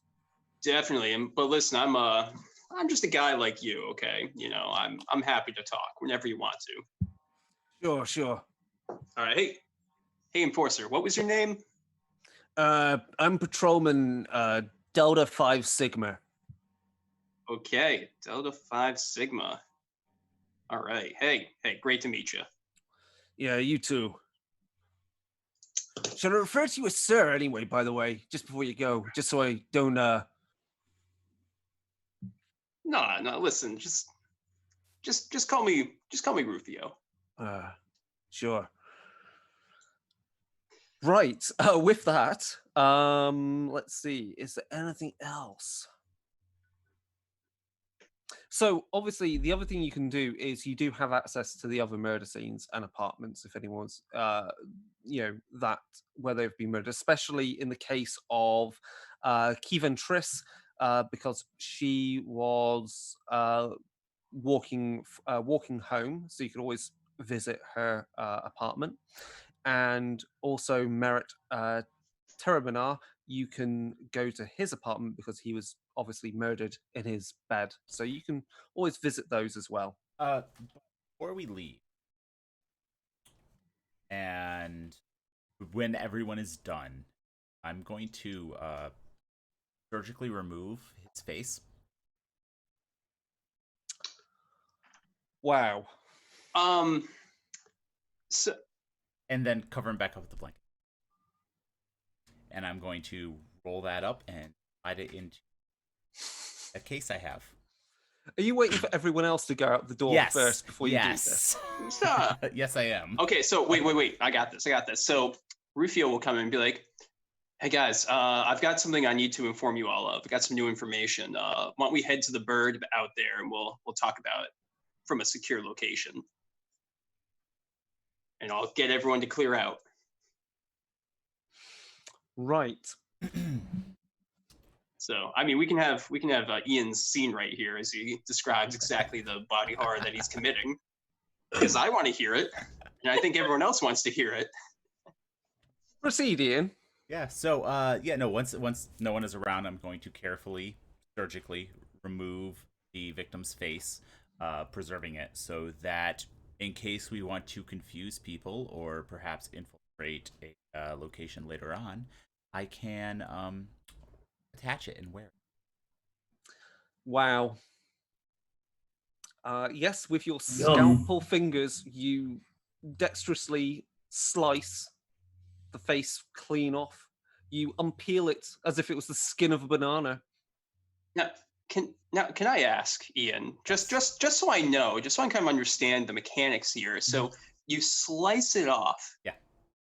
This is getting really gruesome. You slice it off. You get the lips. Do you also get the cartilage of the nose? No, because I would still have that. Okay, you still have. Okay, interesting. You don't need to get the ears either. Yeah, no. Just take the ears. No, I wouldn't take the ears. Okay. No, it would really be hairline, and then underneath the jaw. It would just be ghost to take the ears. Come on, guys. Would, yeah, no, Are you going to slip that into a little packet? Because I'm sure at some point you're going to make sure you put it into some little status enclosure on a little mannequin head to keep it fresh. I'll have little tubes going into it to inject it with nutrients to keep it fresh and clean, because you never know when you want to use a fresh face. It's true. Yeah. I'm sure you've got. God, you're a bit like whatchamacallit from Return to Oz. You've mostly got in your cabinet like a few of these mannequin heads with faces being kept ready. Really, the only worldly possessions he owns. Brilliant. Wow. Anyway, Gotta always keep a straight face. yeah. Moving on. Moving on, you head over. You're going to investigate the other apartments. We can essentially, this is a montage of a scene where you Just as a other luxurious apartments and pick over their possessions, and again inspect them for anything that seems similar to the crime scene you've already been to and other clues that you've already discovered. David, you had a question. yeah. Knowledge-wise about other races and things in other races, how much would we know? Not much. You know they're aliens, and you know they need to die. Yeah, no, because I have an idea, but I don't know if my character would know about it. Which race are you talking about? Dark Eldar. No, you're no Jackal. Okay, cool. All you know is they are Eldari.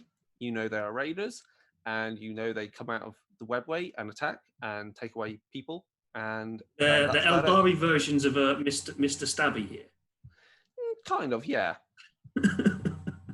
But yeah, you don't know really much. And of course, their technology is blasphemous. Yeah, that's fine. Yeah. Fair enough. So everyone can make an investigation roll.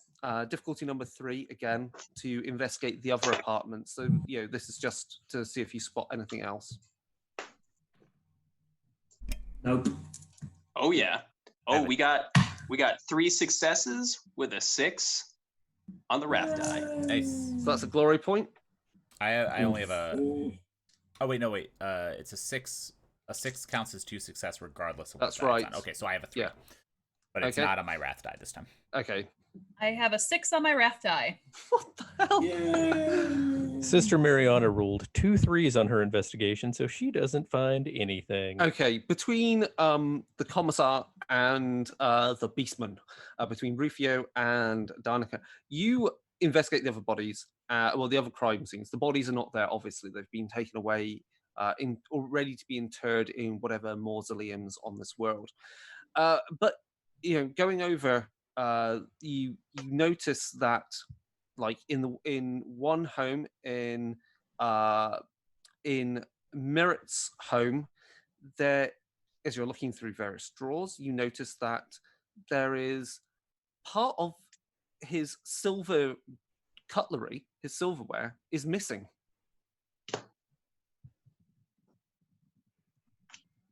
And then in the home of Kevin, you notice that on the bookcase, volumes 1 to 3 of a 6-volume set of historical data slates are also missing, plus some clothing has been removed from her wardrobe. And of course, there is something else that Rufio spots. You notice in particular other locations in both of these apartments, there are again the same type of oily patches in places, and again mixed in with it this green sponge-like material. Oh, there it is again, everyone. More of this oil, more missing items. Very peculiar. I mean, a lot of the other items, they've been things of opulence, of wealth, but data slates, knowledge. This is very peculiar. Well, it's like half of sets. Like only some of the silverware and only some of the books.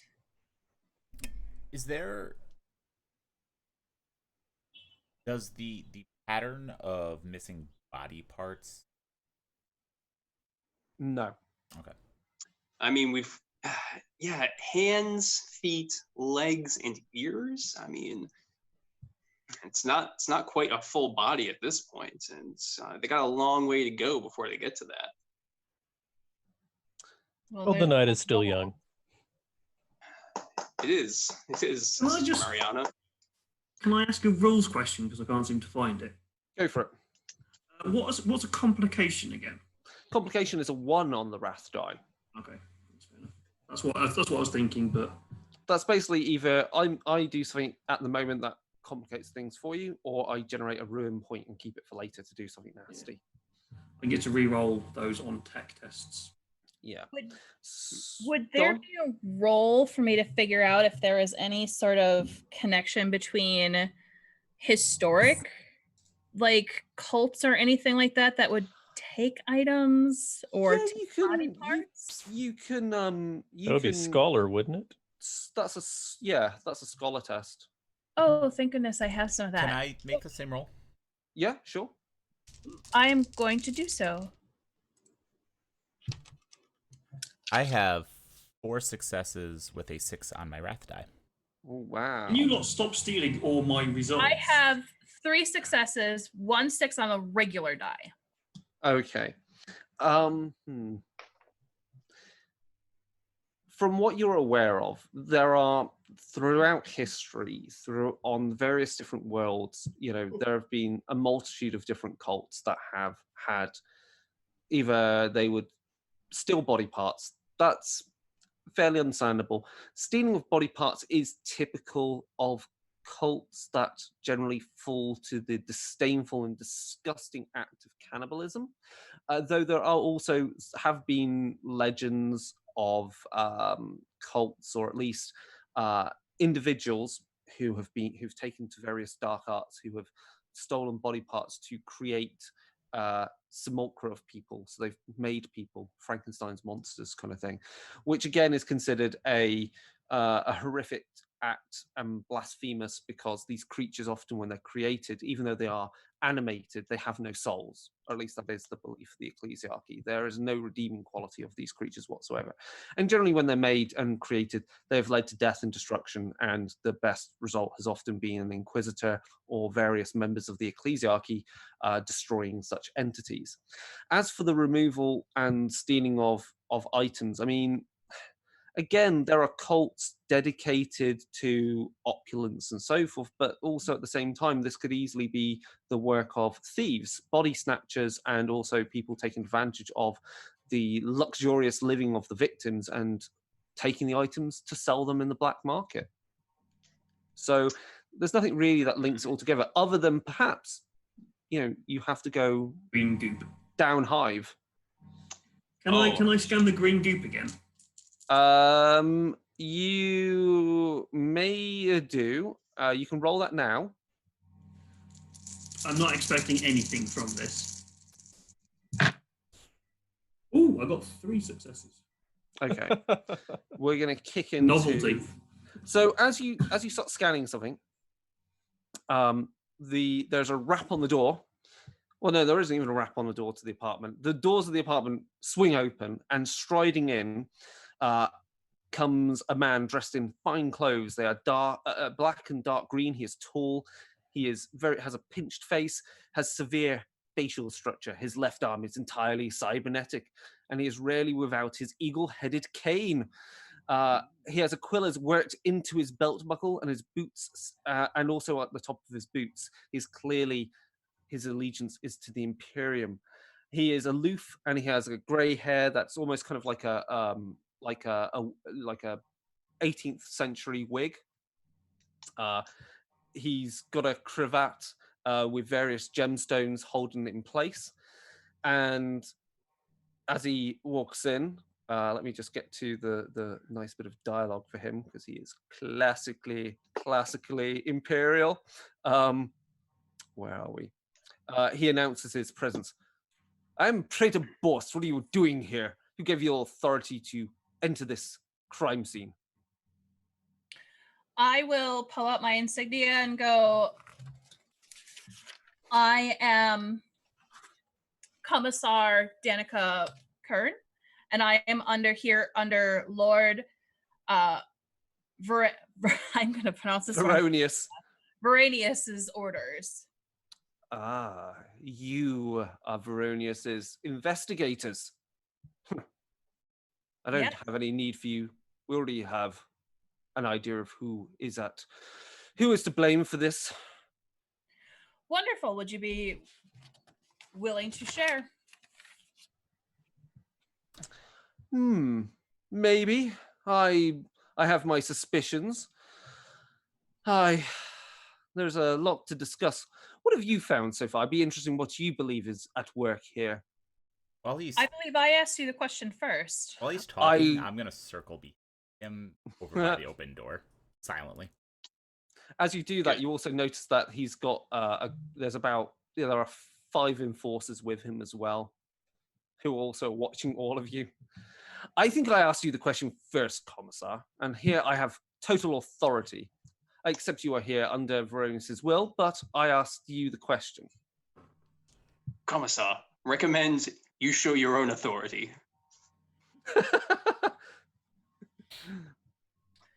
My head just turns around and red lights flash as he in total authority. I'm just like robot blinking, going, "Oh God, you just said that."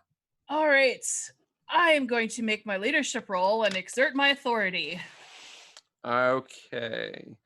You're a very calm one here. You're just not shooting him in the face. You really are calm. Are you asserting your authority with your bolt pistol or without the bolt pistol? I just want to establish that. I am going to. No, I am actually going to shoot him in the face.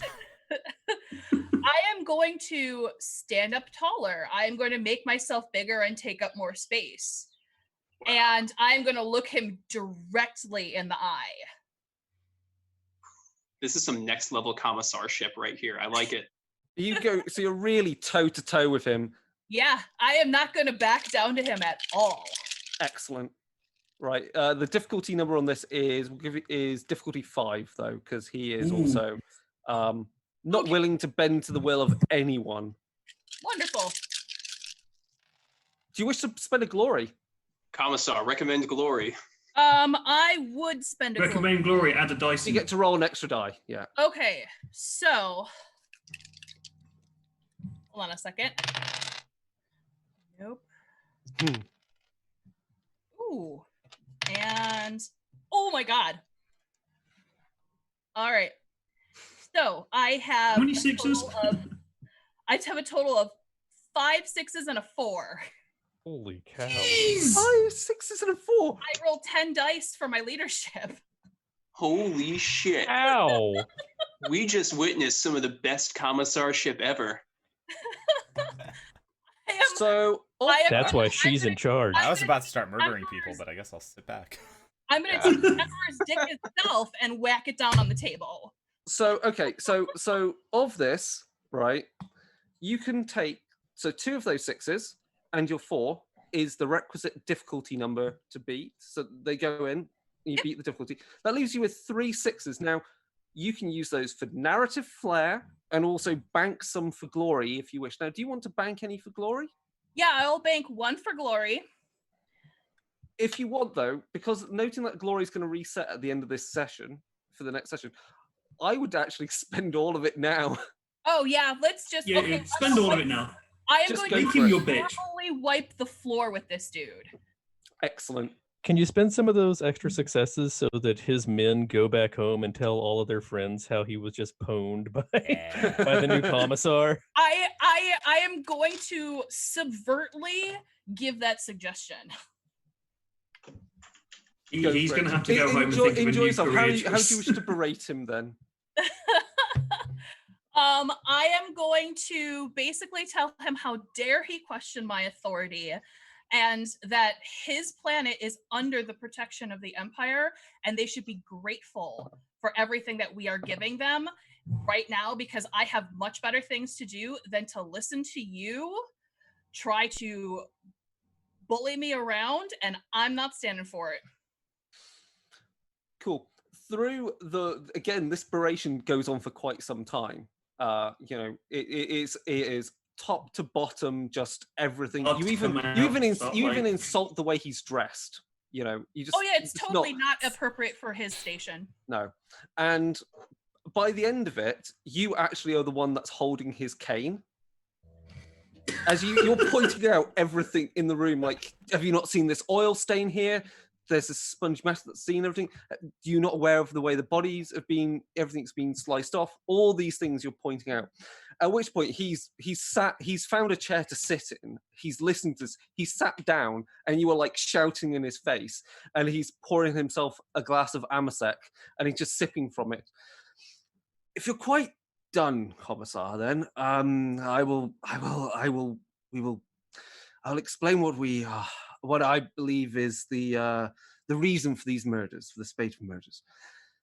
Surely by this point, of course, you are aware houses Galen and Jesus feel aggrieved by both losses, and that these murders are retaliatory strikes against each other. Now, having reviewed all the evidence, and yes, I know you're aware of all the evidence, but I believe that the murders of Volus, Terramnar, and Triss are all retaliatory strikes precipitated by the unfortunate and accidental death of Larson Creel after a drunken argument at a unsanctioned Obscura smoking den. Now, so also at this point, shall we note that Rufio, what do you have in your possession? You have in your little, you have a little boot polish tin that has a Obscura cigarello, don't you? I do have Yeah, that. they're totally illegal, just so you know, because it's basically like they? smoking weed. It's like weed. Oh, okay. Anyway, back to the point. Now, it is no doubt deplorable, yet I have seen similar altercations escalate many times between many houses, and I've spoken and convinced Abiram Hestus and the Galen Scion responsible for Creel's death, and this matter is now resolved. And I assure you that Honourable Rogue Trader Veronius and you yourselves, that there is no need to pursue this matter further and have further representatives of his fleet here. We have this all under control. And we will be bringing there is a member of House member associated with House Galen who we have determined is the murderer that murdered Keel in the initial accident. Yes, Praetor. Interesting. Now, you said all that to us, but your findings seem inconsistent with the evidence at hand, stating that these were multiple kind of back and forth reprisatory murders seems at odds with the fact that, as you can clearly see, the same methodology of killing was used on every single murder. It seems as though we may be dealing with a serial murderer. Perhaps named the Clipper. But names aside, Praetor, I would be interested to hear how you believe that these exact same methodologies were used by two different houses with really unknown clipping capabilities. Through all of his attempting to save face, I'm going to take a position behind him where he's sitting and just kind of have my hand resting on the hilt of my knife, keeping eye contact with our dear commissar, waiting for any sort of suggestion that he is no longer. Praetor Borst motions to dismiss his enforcers, and they close the door behind them. So now we have some privacy. Cards from the commissar before she sees the heretical images.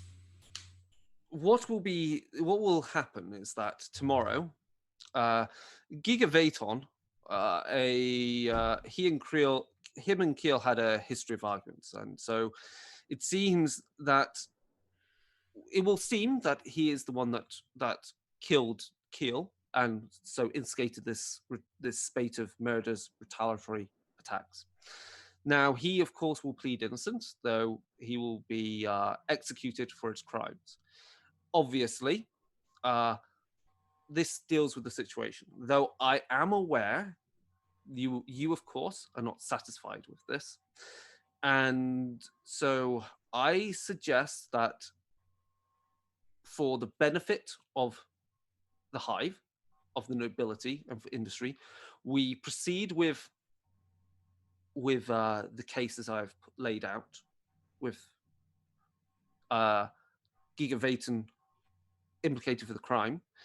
And if you wish, you may continue your investigations on this world if you believe there is something deeper at work.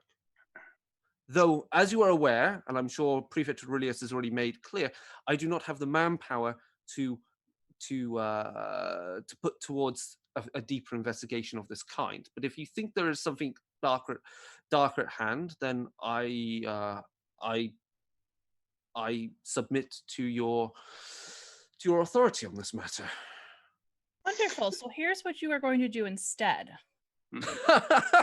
Excellent.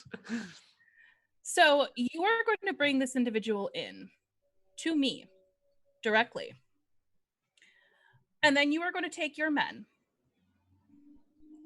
And you are going to stop investigating this until I tell you that you are going to do something. You are wanting me to cease. So you do not wish for me to reveal who our believed murderer is of Kiel in this case? No, because I believe you are wrong. Praetor, may I remind you that this crime that you were talking about is currently in the civilian court, but if we find that this is affecting the military industry of the Imperium on this world and affecting the war fronts elsewhere, this becomes a military matter falling under the jurisdiction of the most senior military officer on the planet, the Commissar herself. Yes, I understand the Commissar has supreme authority of the military thanks to Lord Veronius. But if we allow this matter to continue too long, what of the noble houses? Too long, because we will finish up the investigation correctly. You seem to have a little insulted. But what do you mean correctly? I believe we have. I believe I am talking right now. Commissar, if I may. Yes, sister. I believe that the acting governor mentioned that there was some unrest in the hive. Perhaps Praetor Borst and his enforcers could better find use of their talents, helping control the underhives. It seems like everybody keeps bringing this up on this planet as something that is distracting them from actually doing their jobs. So I do believe that that is a very excellent suggestion, Sister Mariana. Because you seem to be stuck on this just being some sort of petty dispute. And you are missing the bigger picture. And tell me what the bigger picture is. You're the bigger picture. What makes you believe this is anything more than simple nobles murdering each other due to petty vendettas? I actually looked and investigated with my crew. And you discovered what other than body parts being heresy? We have discovered heresy. Signs of heresy that you have overlooked with your men. Now, the Commissar is trying very, very diligently to be nice and allow you a way to save face. I suggest you take her up on her offer if you don't want to be implicated. Very well. If you wish to investigate further, you have, I believe you already have access to the lower hive and anywhere else. Yes, indeed. I do. And is there any other information I should be aware of that I've missed in these investigations? I believe Rubio found something interesting. Perhaps you would. Yes, I have a vial. I have a vial of it right here, Sister Mariana. It's an oil-like substance with a green polymer material on the inside and the interior suspended. Would you have a perhaps a Mechanicus laboratory nearby that may be able to analyze this further? You may wish to. There's a particular Magos you can find below the wall who might be able to help with that. But that could easily be inconsequential. I mean, oil stain, that could be a leak from faulty servitors. And do you believe heresy is inconsequential? Of course not, Commissar. Therefore, any information that has to deal with this, if we don't find out the information, if we don't know what it is, how do we know it's not a link to it at all?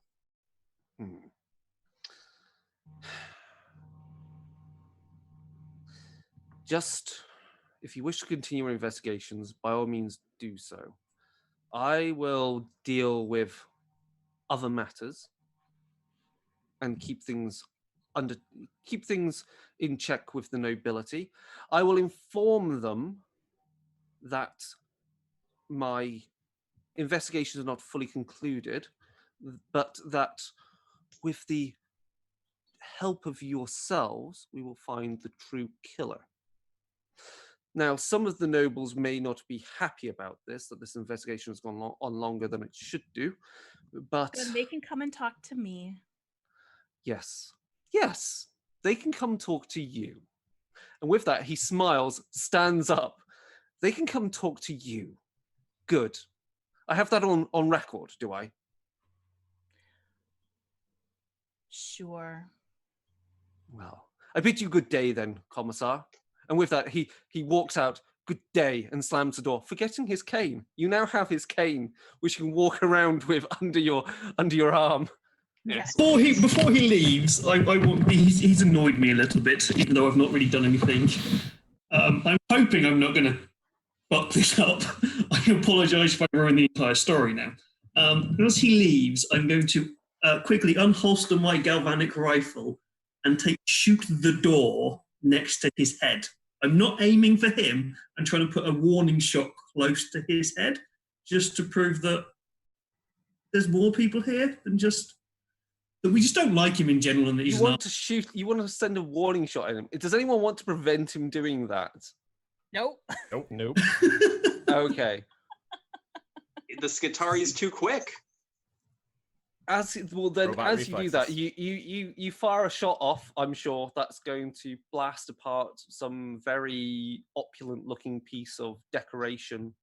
Next like to a door jam, or something decorative on the door jam. A lantern, something like that. Yeah. A light. Yeah.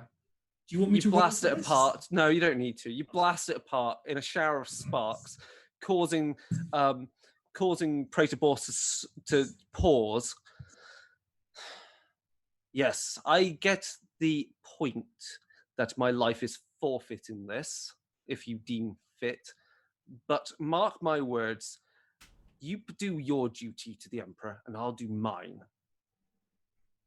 And he walks out. And I'll call after him, hail the Emperor! Right. You do have the name of the Adeptus Mechanicus that he mentioned. I should have mentioned it. It's the Magos. It's Makus Kabarast, who you should speak to. Yes, that is that for now. Anything else you want to do while you're there? The name of the individual that they were going to implicate in all of this? Giga Vaton. Yeah. He said Vaton was going to be delivered to us. So that's what the commissar demanded, correct? Yeah, that is what I demanded. Oh, right. Yeah. Okay, fine. Yeah. He's going to be delivered and put, obviously he's going to be delivered to your guardsman on board your Black Star. Awesome. So we're just gonna tie him to a chair. Is that the plan here? Pretty much. Okay. Single glare bulb. Even with the pilot. Oh yeah. That'll make. He'll want to tell us everything. I will make sure I take a blood sample from each of the victims that we investigate. Okay. Yeah, that makes sense. And the face from all of them as well? No, just the one. Just the most recent one. Oh, Weir, you're taking all these blood samples. Can we check them for any foreign substances or anything like that? I don't mean to intrude on your lifestyle, but I just figured it might help our That's actually investigation not a bad idea. That might take some time, though. You might need some proper apparatus to do so. Well, if we bring it to this Magus, as well as this oil, maybe it'll help us out. I mean, I think it depends on what kind of smooth talking our Skitari friend here can do. Commissar, your vox sponder goes off. Yep. And it is a encoded message from Captain Severina Veronius, the captain of your ship, and Lord Veronius's young cousin. The Voxponder gives you a coded channel to use, and you can patch it through the data slate that is built into the large mirror that's above the fireplace in the room that you're in. All right, I answer The it. mirror is also a data slate, and so you basically dial it in. Yep. And the mirror fades away, and there's complete blackness, and then crackles to life, and there in luminous green hollow image is Severina Veronius. Commissar, I just got a message from Aurelius. You have taken into your custody, apparently, the murderer. It is the individual that possibly has kicked off this. However, the rest of the murders, and even the one that he's accused of, aren't lining up with the information that they had originally collected. Oh, right. They are stating that it is a war between houses. However, we have uncovered a commonality between all of them. Yes, I have also had a very terse message from Praetor Borst. I believe is in charge of security on the planet. How dare he contact you directly? Ugh, these nobles.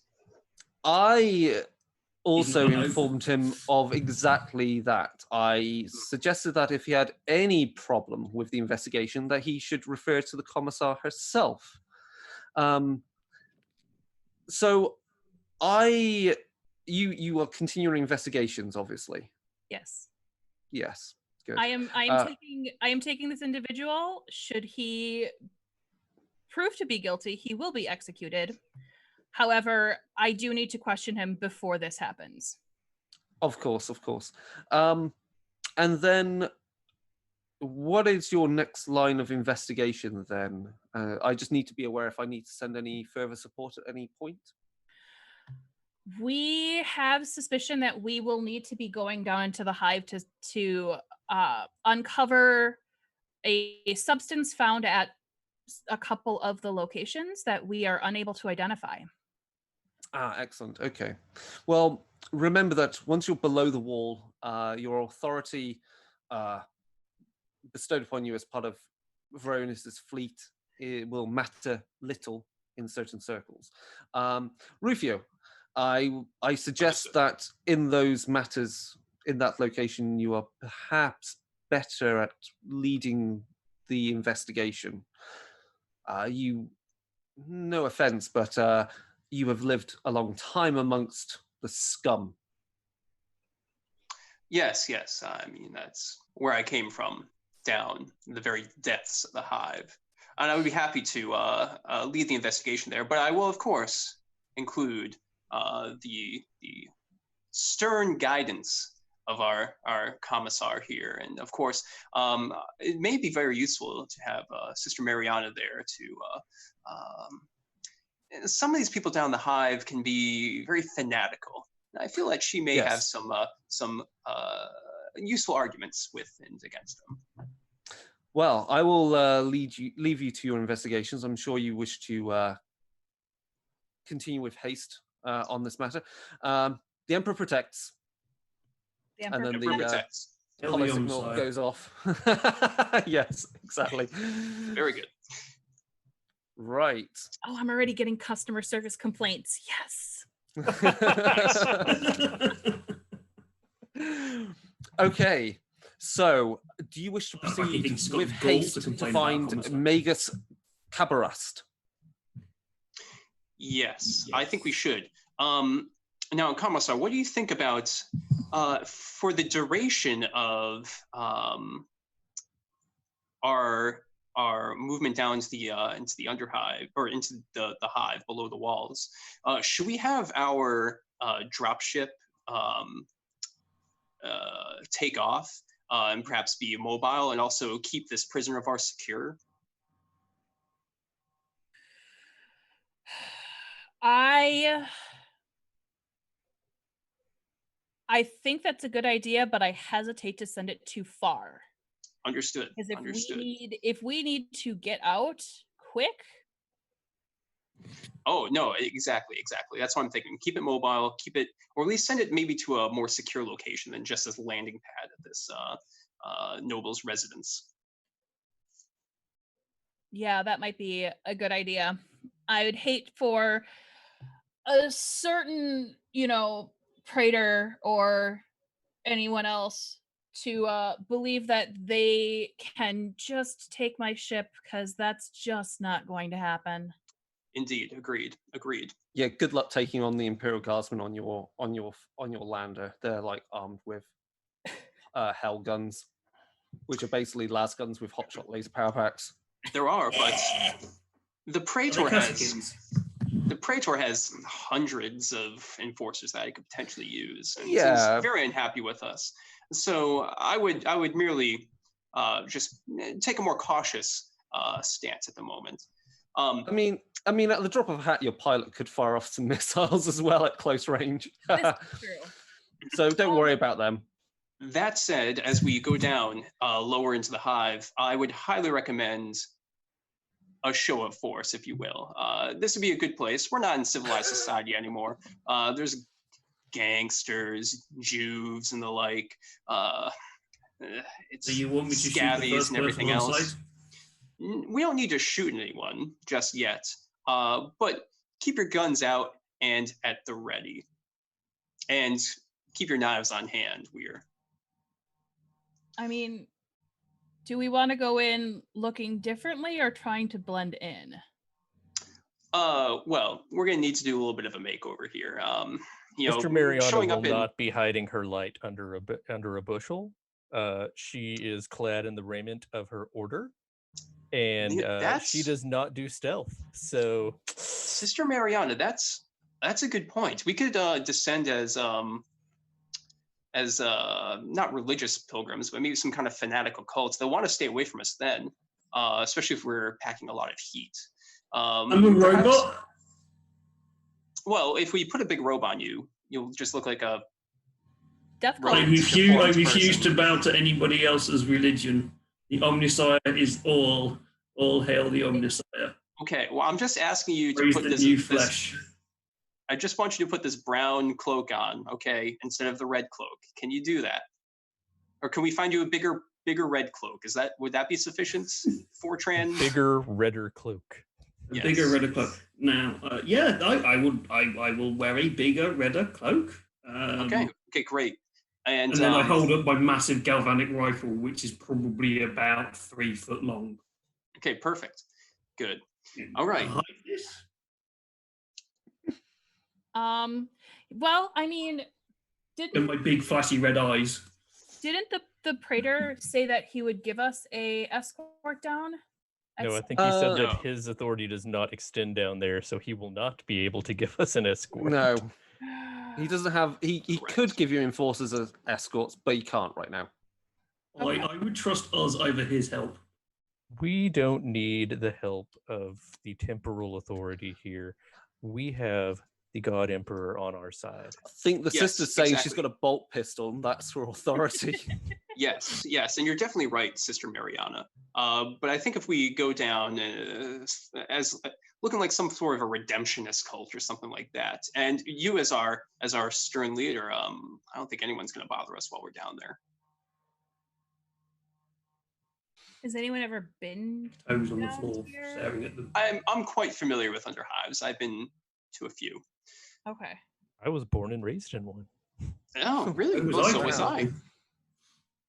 I don't. Something you two have something in common. Yeah, great. All right. Good. Okay. So You can decide how you want More to advice. dress or not dress. That is up to you if you want to be subtle or not. That is entirely up to each character. Obviously, you can argue with that and come to your decision on that. But you head off towards the nearest rail depot, because everything's very low tech in this respect, and you show your pass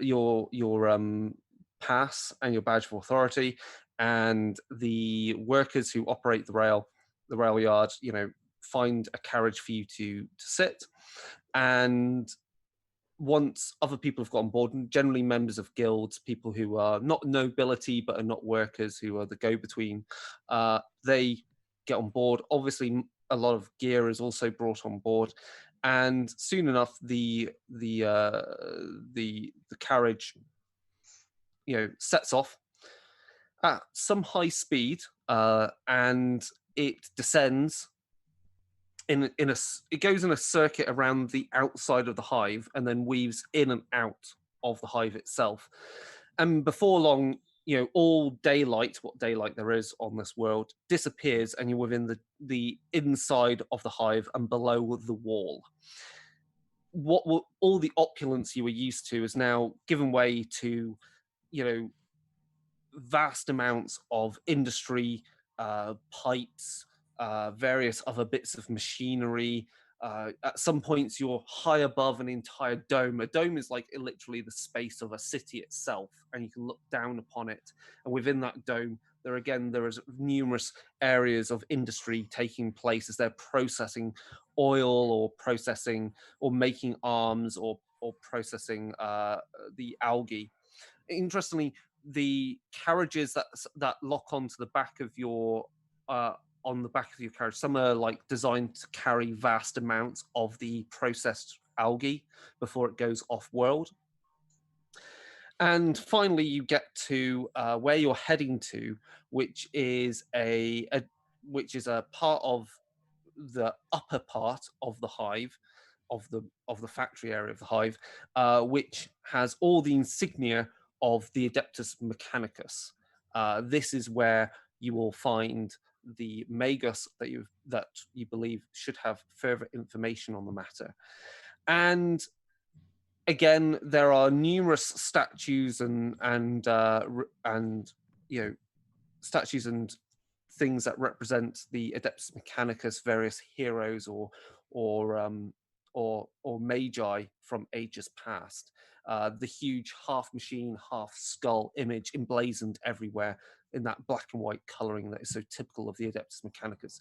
You see Skitarii Vanguard outside of this area, the machine people, much like Fortran, walking around, keeping things under guard, because this is where they produce some of the finest technology in this hive, from the raw materials that are brought up from the lower hive. You check in with one of the Skitarii, who, with a short burst of signal to ID Fortran, acknowledges who you wish to go and see, and he assigns you a servitor that guides you deeper into the Mechanicus factory. And I'm going to wrap up soon enough with this last scene, if that is cool, because we can then finish off there. The servitor trundles along on its tracks, leading you deeper into the heart of the Magus's domain. The journey takes you past innumerable pipes and ducts and junctions. Red robe engine seers direct legions of servitors as they work throughout the halls, making various pieces of equipment. There are large silo-like chambers, steam and smoke pouring forth far above, lots of snaking wires and cables, and eventually you are brought into a chamber where Magus Karabast sits. He is this huge figure, again with the red robes of the Mechanicus, but all you can see is networks of cables, streaming out of him, connecting him to other areas. He's on this huge pedestal, connected to all various different types of displays and processing units, and his face is pretty much machinery, where his mouth should be is a grill that wheezes as he breathes from his iron lungs that are deep within his body. emissaries of rogue trader Severian Veronius. You are here under her orders to investigate. Your presence is acknowledged. Commence your data transfers and query requests. Note, enforcer processes already formatted. Duplicate data submissions will be refused. Is ended with his communication to you. There are other servitors and other Adeptus Mechanicus tech priests walking about, tending to him. Some are carrying, using holy oil to anoint his body and keeping it pure, saying their blessings to the machines around him.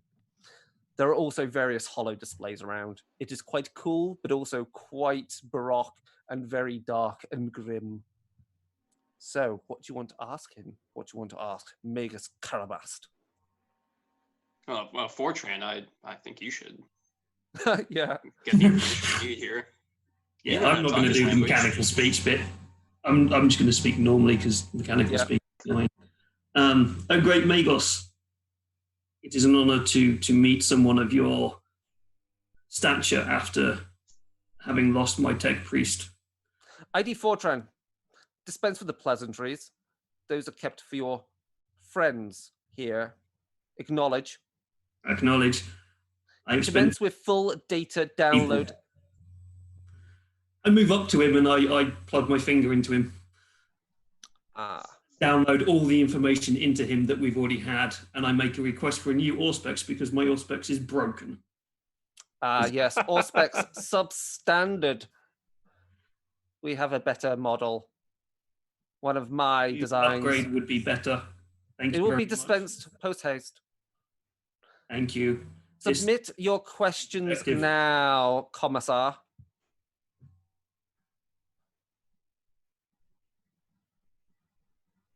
So I've downloaded all the data, all the information that we've gathered to him. So he should be able to, if you ask questions, he should be able to answer relevant questions. Okay. What is the substance that we had found at the crime scenes? 2 substances. Please insert sample. And he produces from his robe comes a whole mechadendrite, and it opens up. Iris is open, and he just puts it before you. Okay, here's the oil. You insert it, and again, it inserts in, and he kind of takes away. Processing.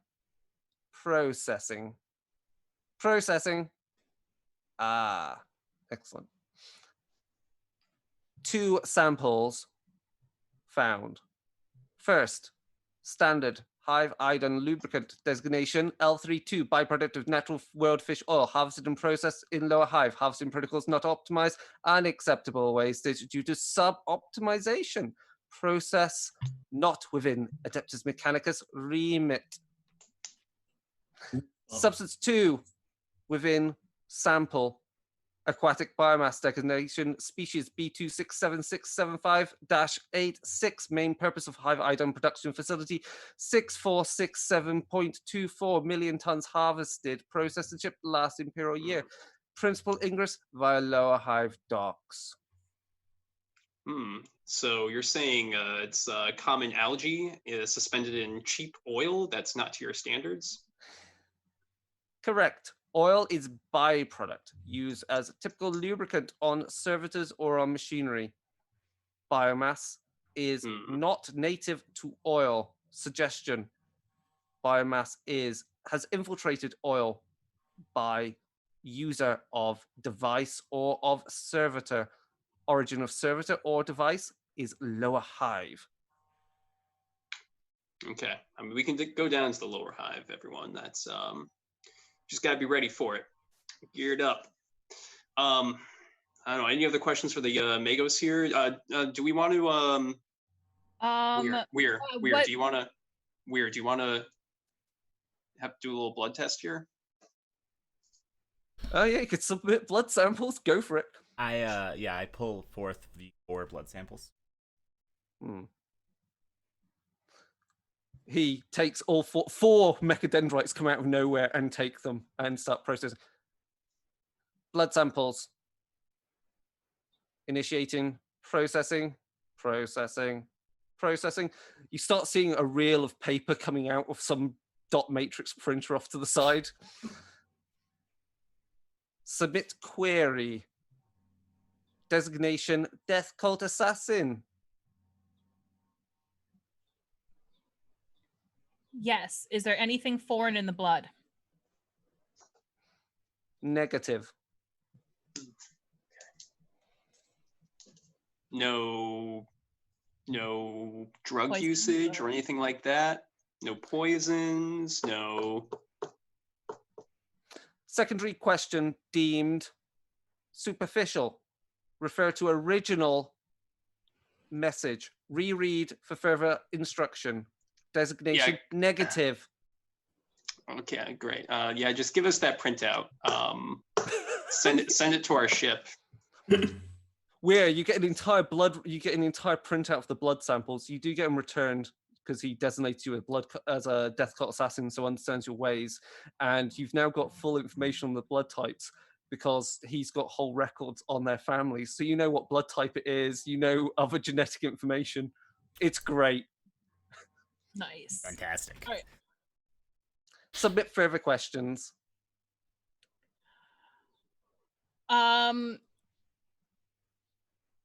Analyzing what instrument could be used to sever limbs in such a way as we found.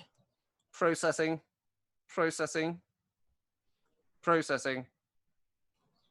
Current iteration designation model T234 through model T688. Servitor waste dismantling apparatus.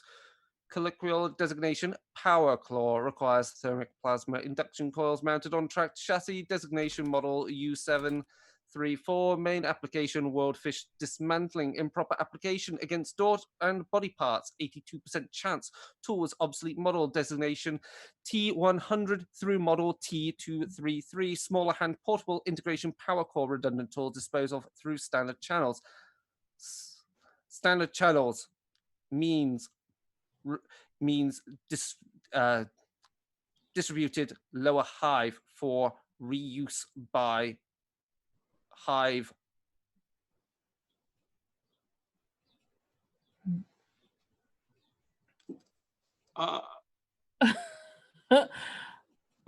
Was that everything, sir? Sir Magos? That is all information. Okay, thank you. you. For summary, and he starts spooling off a printout.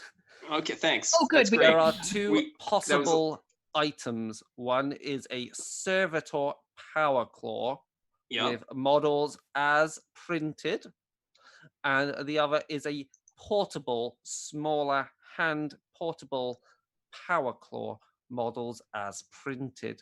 The models are deemed redundant and are used in lower hive where they have been reclaimed for usage in non-standard means. Fortran, I thought portable power claw, I thought those needed an external power source. External power source is needed. Query. Yes. Redundant versions use integrated power core. For further information, please reread. Magos. Yeah, thanks. Query. Could oil come from power claw? Processing, yes. He said it was used to cut up fish, and it's fish oil, so. Correct. The Adeptus Soriatus has a efficient logic processing unit. Query. The sister just kind of glares at him. She does not care for these people, quote unquote people. What are possible uses that body parts would be harvested for? Processing. Insufficient information. What are possible uses for body parts for ears, hands, legs, feet? Processing. Commissar, I believe you're asking the wrong being about uses for body parts. I don't believe this being has ears, legs, or hands. Body parts Depends. could be used for reclamation. Body parts could be used for cloning. All methods are considered blasphemous. They're used for heresy. Heresy. We've uncovered it. Oh, good. I was really worried we're going to have to make up another heresy like last time on Beta 3. Oh, jeez. Because when that heresy bomb comes out...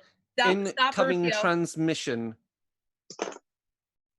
Traitor Borst has designated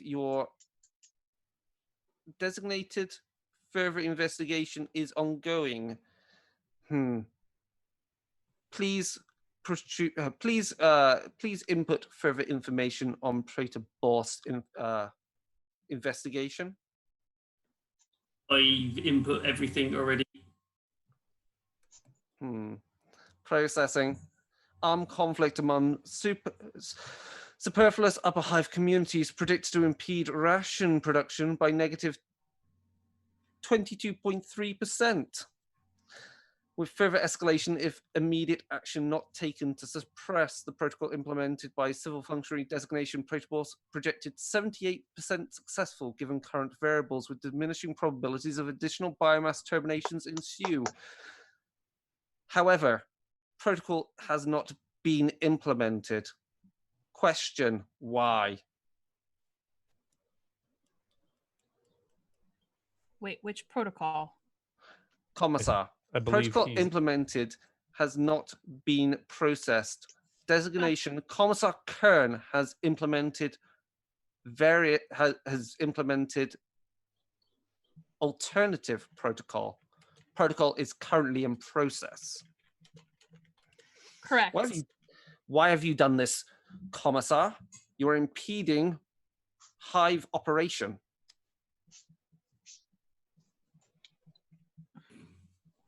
Because I need to question him first.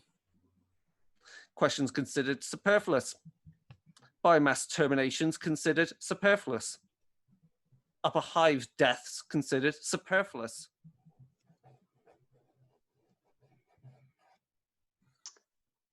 Yes, they are superfluous, but what isn't superfluous is that we get this industry back on track. And to do that, we need to root out this heresy. Agreed. Processing. Potential for heresy, 20%.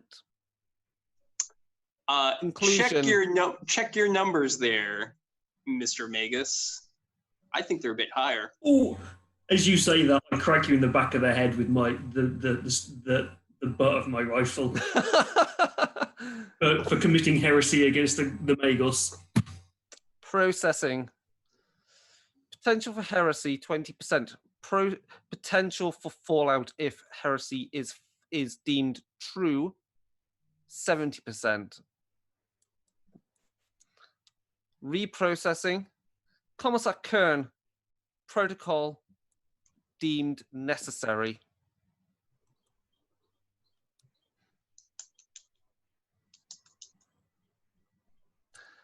Query. Percentage likelihood of cloning happening. 0.01%.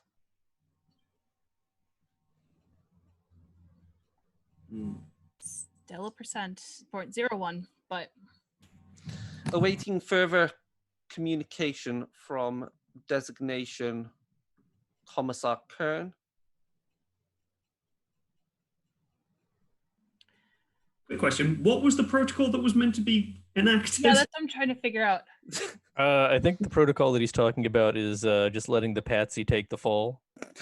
Because you said it so quickly that I just missed a lot of what you actually said.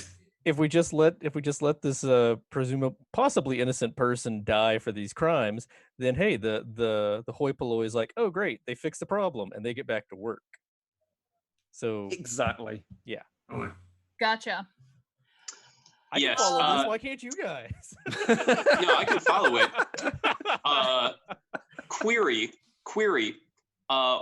what is probability of worst outcome if Protocol 1 fails? And Processing. additional query, what is magnitude of failed state if original process failed compared to existing magnitude? Protocol 1 failure, 40%. Protocol 1 failure leading to hive function impedance, projected drop in production, 75%. Estimate. 75%. Those, just look at those numbers, everyone. Processing. Determined potential breach of Skitarii Vanguard firewall protocols, unsanctioned biomass contamination from lower hive via sanctioned portals calculated as highly likely. Query. How do Skitarii Vanguard protocols be hacked? Repeat. How are Vanguard... Skitarii protocols ensure non-valid biomass infiltration from lower hive into upper hive. Query. Calculate percentage of chance that initial accused is actually guilty. Processing. And he comes back really quickly with this one. 0.5%. There. Caveat. Importance of guilt deemed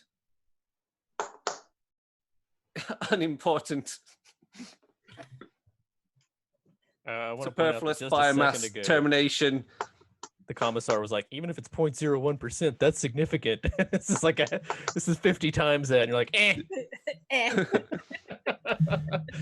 Suggestion: determining point of ingress from lower hive into upper hive.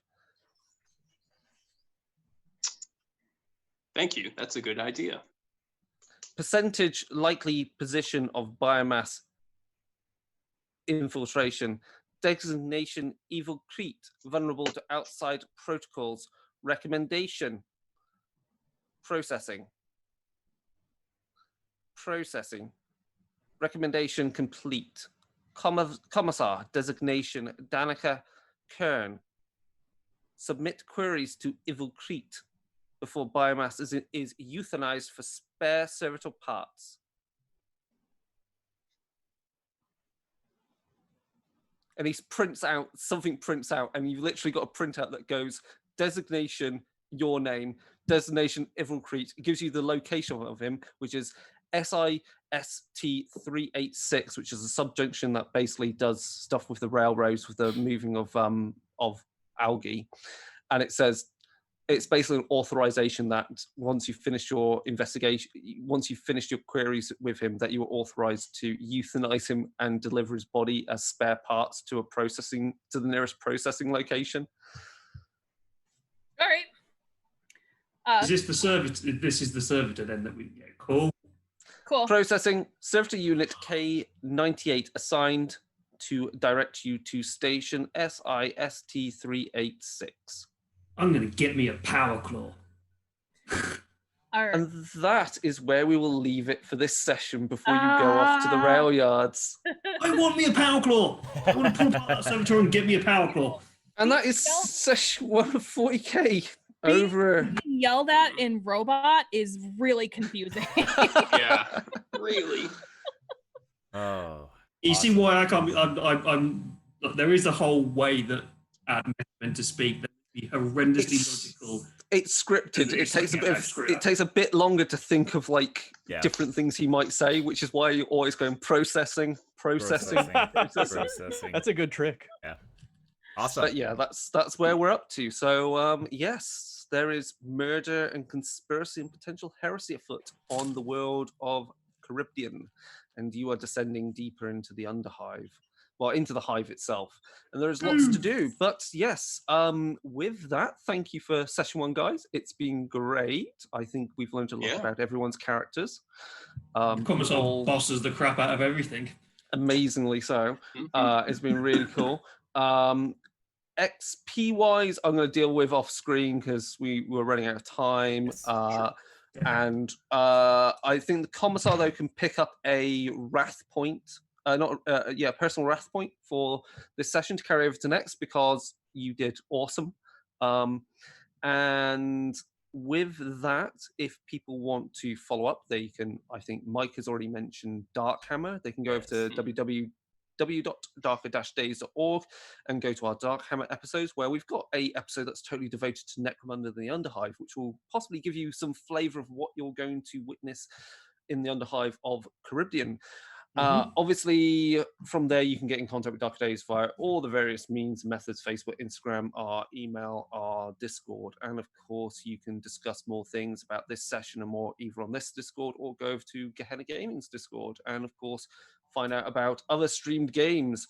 This episode, the next episode will not be next week, because next week is something else running. But the week after that, we will be back with session 2 of this story. Hopefully we'll get through the rest of this, because and then we'll be on to the next episode after that before we start going off-piste, because I'm only using some of Dark Tides before we start dealing with some more original content. So it gives me some time to write some stuff. Yeah. But I hope everyone enjoyed that, and I hope you guys out there enjoyed watching, and I think we can say goodbye, unless there's anything else in to mention.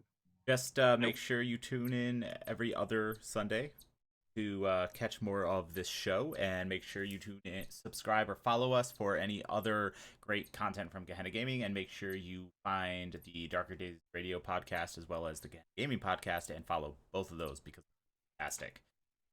That said, we will wish you a good evening and see you all in the near. Yep, thanks everyone. Bye.